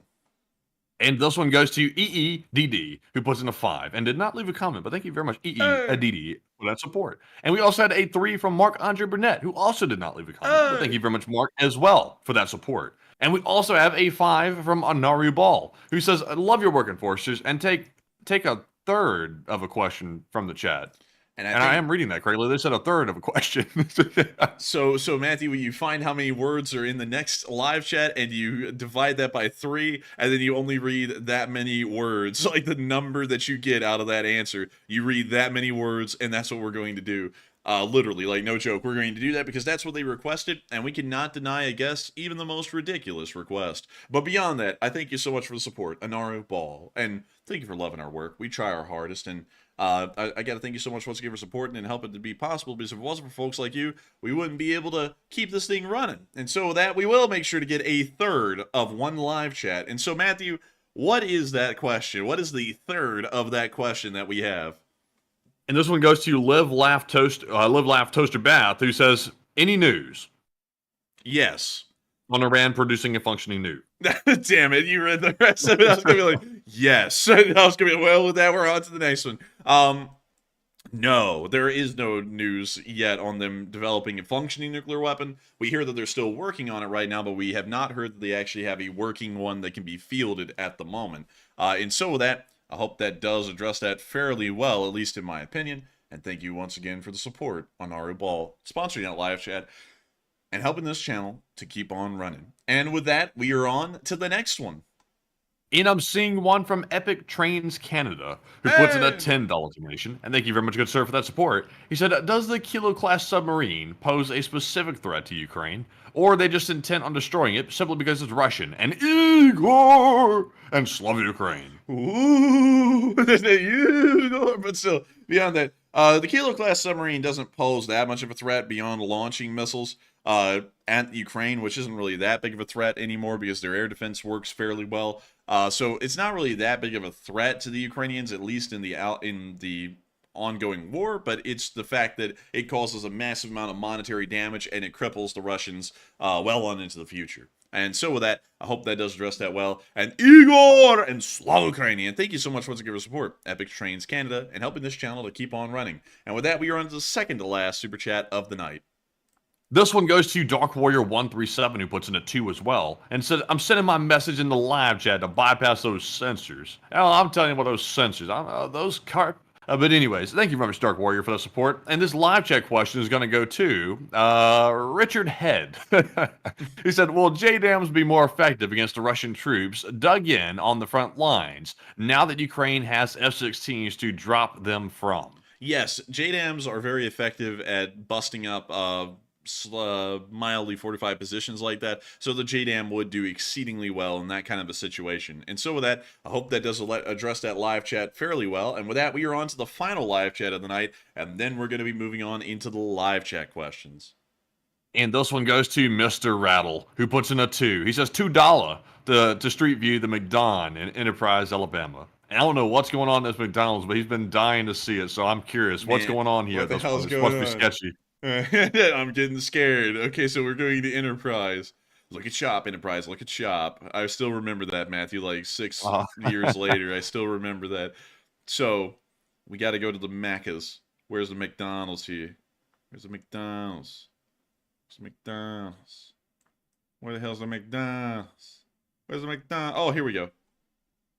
So here we go. Here's the McDonald's. So what was the direct request? Street View. The McDonald's and Enterprise. I'm scared here. Wait a minute. Hey, wait a minute. I've been to this McDonald's, actually. Bro, what the hell Whoa, is what that? the- What the hell is even Whoa. that? Wait a minute. Bro, it's Harvey What Weinstein. in Look the at hell?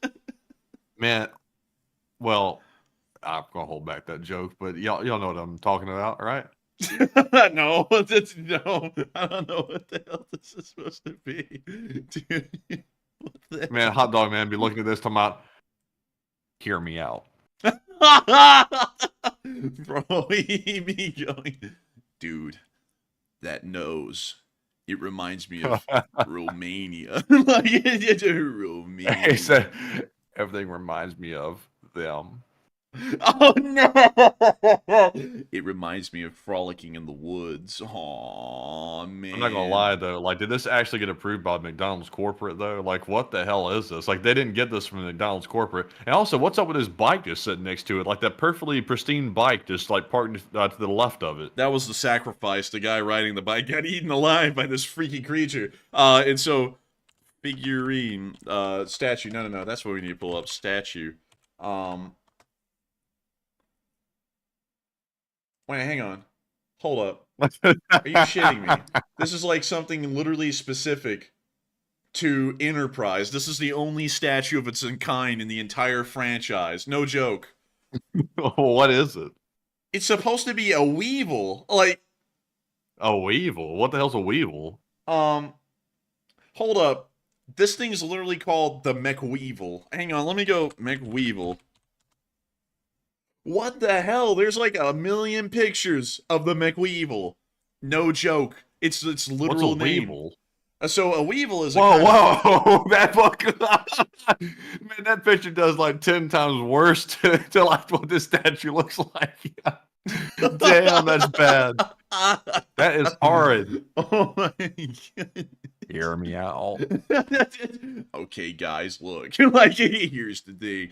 But dude, I saw another one down here, and oh my goodness, what the hell is that? Whoa! What the hell is this? Hell? Dude, Man, this is weird. that's pretty whack. Like, I'm not a big fan of these statues, whether it be Ronald McDonald's or the other one. Like, I'm not a big fan of these. What the hell is that?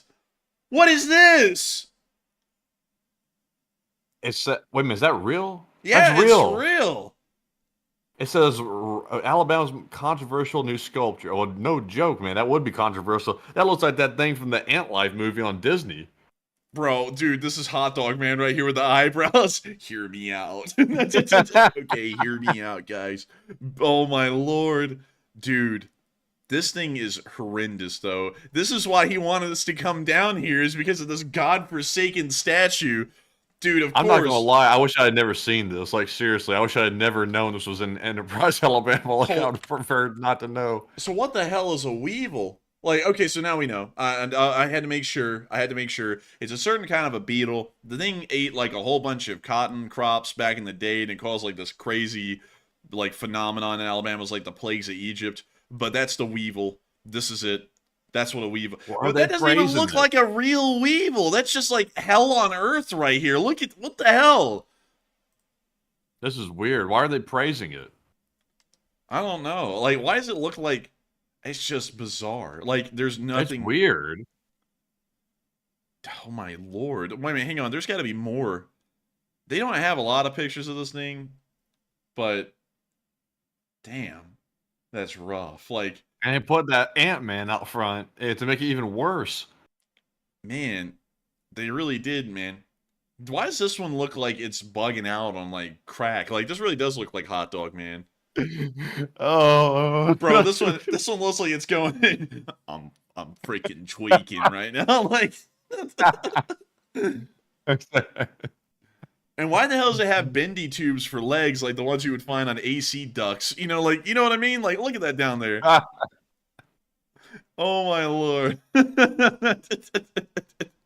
Oh my goodness, they put this thing on the local news. Oh my goodness. Oh my. I was introduced since 2019. That's why I don't recall it. Oh, yeah, it was before 2019. I actually went to this McDonald's before. I can't remember why or when, but I've been here. I don't remember seeing that thing, though. Is that the governor's hair that they photoshopped on top of this creature? It could be. I had to Ronald go to McDeevil. the hairdresser. Dude, people are photoshopping this thing onto fries with wings. This thing's grotesque. It really is. This is a great final super chat of the night right there. Actually, we A have Mac one more. abomination. This land. They call this part of America, folks, the Bible Belt because of its religiosity. But I would have to say Religiosity. I would have to say, Matthew, that God was not present in Enterprise, Alabama when this stupid thing got put down because this thing is godless. Like this thing knows no gods. This thing is a spawn of the devil itself. I've never seen anything like that. I hate that we got shown that. But a huge thank you so much to Mr. Rattle, because if we did not come to Enterprise, to this McDonald's, we wouldn't known of this godforsaken creature in front of the store. But with that, thank you so much once again for support. I hope that does address that incredibly well. And, yeah, Alabama, Kaltenberg, it's starting to look a little weird because of that thing. But still, thank you so much once again. And That's how you know the state doesn't have much going on when they start worshiping the boll weevil and putting up Ronald McWeevil in front of McDonald's in Alabama. Bro, they got it's the like McWeevil. the only thing else we got going on is prisons. We're building prisons, so we're now worshiping the McDonald's statue outside in Enterprise, Alabama. But anyways, moving on to this last super chat right here. It goes to James No, and he puts in a 10. And thank you very much, James, for that support. And sadly, no comment to address. But Enforcer, what say you? Thank you for the support, James, and hope this channel will keep on running. It is folks like you who helped make this channel possible, so that way we can live to see another cursed kind of a McWeevil someday or something else like that out there. But still, thank you so much once again. I hope that does address it the best I can. My mind's really fried from the McWeevil, really no joke. That thing was horrendous. Like, I never thought I'd see something like that. If we ever drive through Enterprise, Matthew, we have to take a picture in front of that damn thing and put it on the community posts on YouTube. Like, we have to. But still, I'm not gonna lie, I kind of want to hook up a chain to it and yank it. I'm not gonna lie, Dude, like I just have the urge to do that. Mercado, oh man, dude, he's gonna sit there and say, "Oh man, I just want to yank it." No chain, no nothing. Oh man, but anyways, with that, I hope that shut out. Thank you so much once again for support, James. No, and help this channel to keep on rolling. And with that, we are now on into the live chat questions. Due to time constraints, sadly, we're only going to be able to address 3, but we will be getting the Morse code decoders, the 3 live chats, and then we'll be rounding out tonight's stream. And so with that, what do we got, Matthew? And the Morse code decoders tonight are Cliff Simonson, Mark Hodges, Earl Bernew, Kevin J., Paul Schultz, and David Millsaps. They said the Morse code decipher tonight says the Russian sub joined the ... service fleet. I don't know, but anyways, LLT, LSA. And y'all got that dead on the nail. That was the Morse code message of the night. And I got to congratulate y'all for getting that correct on the 892nd day of the war, because that is pretty freaking amazing that y'all have gotten that correct again. And so a huge shout out to you once again. I hope that does address that incredibly well. And with that, we are on to the third to last question of the night. And this one is going to go to Eric Davis. He said, is there any information on the flotilla that was bound to Havana? And what about the nuclear power plant that was having issues? The nuclear power plant, the issues have apparently subsided. It wasn't that big of a deal. It looked like it was going to be, but then it turned out not to be. And we haven't heard any news on that flotilla that's on its way to Cuba right now. So we're not entirely sure. And so with that, I hope that does address that somewhat well, at least off of our current information. And with that, we are on to the second to last question of the night. And this one goes to Private Public, who says, when did the National Guard retire their F-4 Phantoms? That's a good question. I think it was like sometime in the 90s. Let me go see if we can get a specific date on that on Wikipedia. So let's see here. Retired. So the last F-4 Phantoms in combat use were retired in 1996. So I'm assuming that those would be from the Air National Guards. And so with that, I hope that does address that fairly well, at least the best we can, given the answer we had right there. And with that, we are on to the final question of the night. And so, who is the lucky last person to throw in the lucky last question of the night? And that viewer is Aussie Battler, who said, in reality, how many rockets would Iran have, such as MLRS types? How many rockets would Iran have? Oh, we don't really know. I would assume thousands, maybe tens of thousands of them, but those aren't really long range enough to strike at Israel, so they're really out of the equation in the upcoming strike.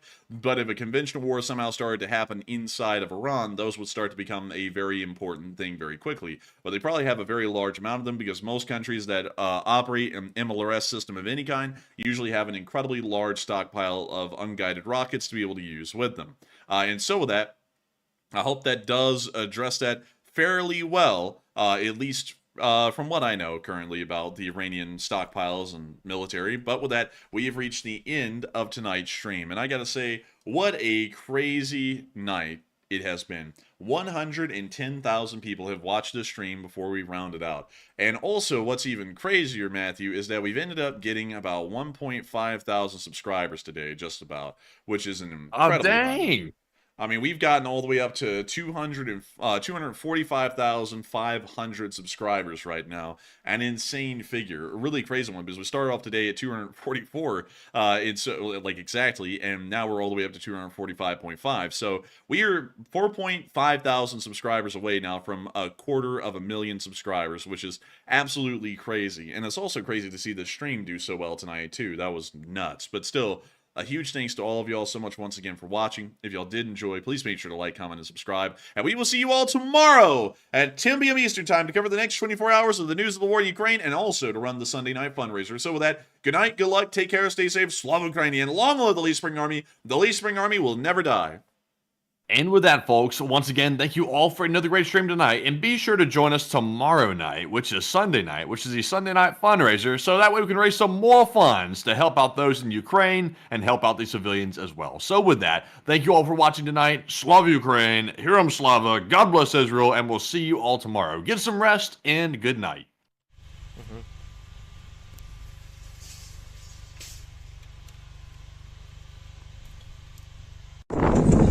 Yes. The Lee Spring Army sends its regards.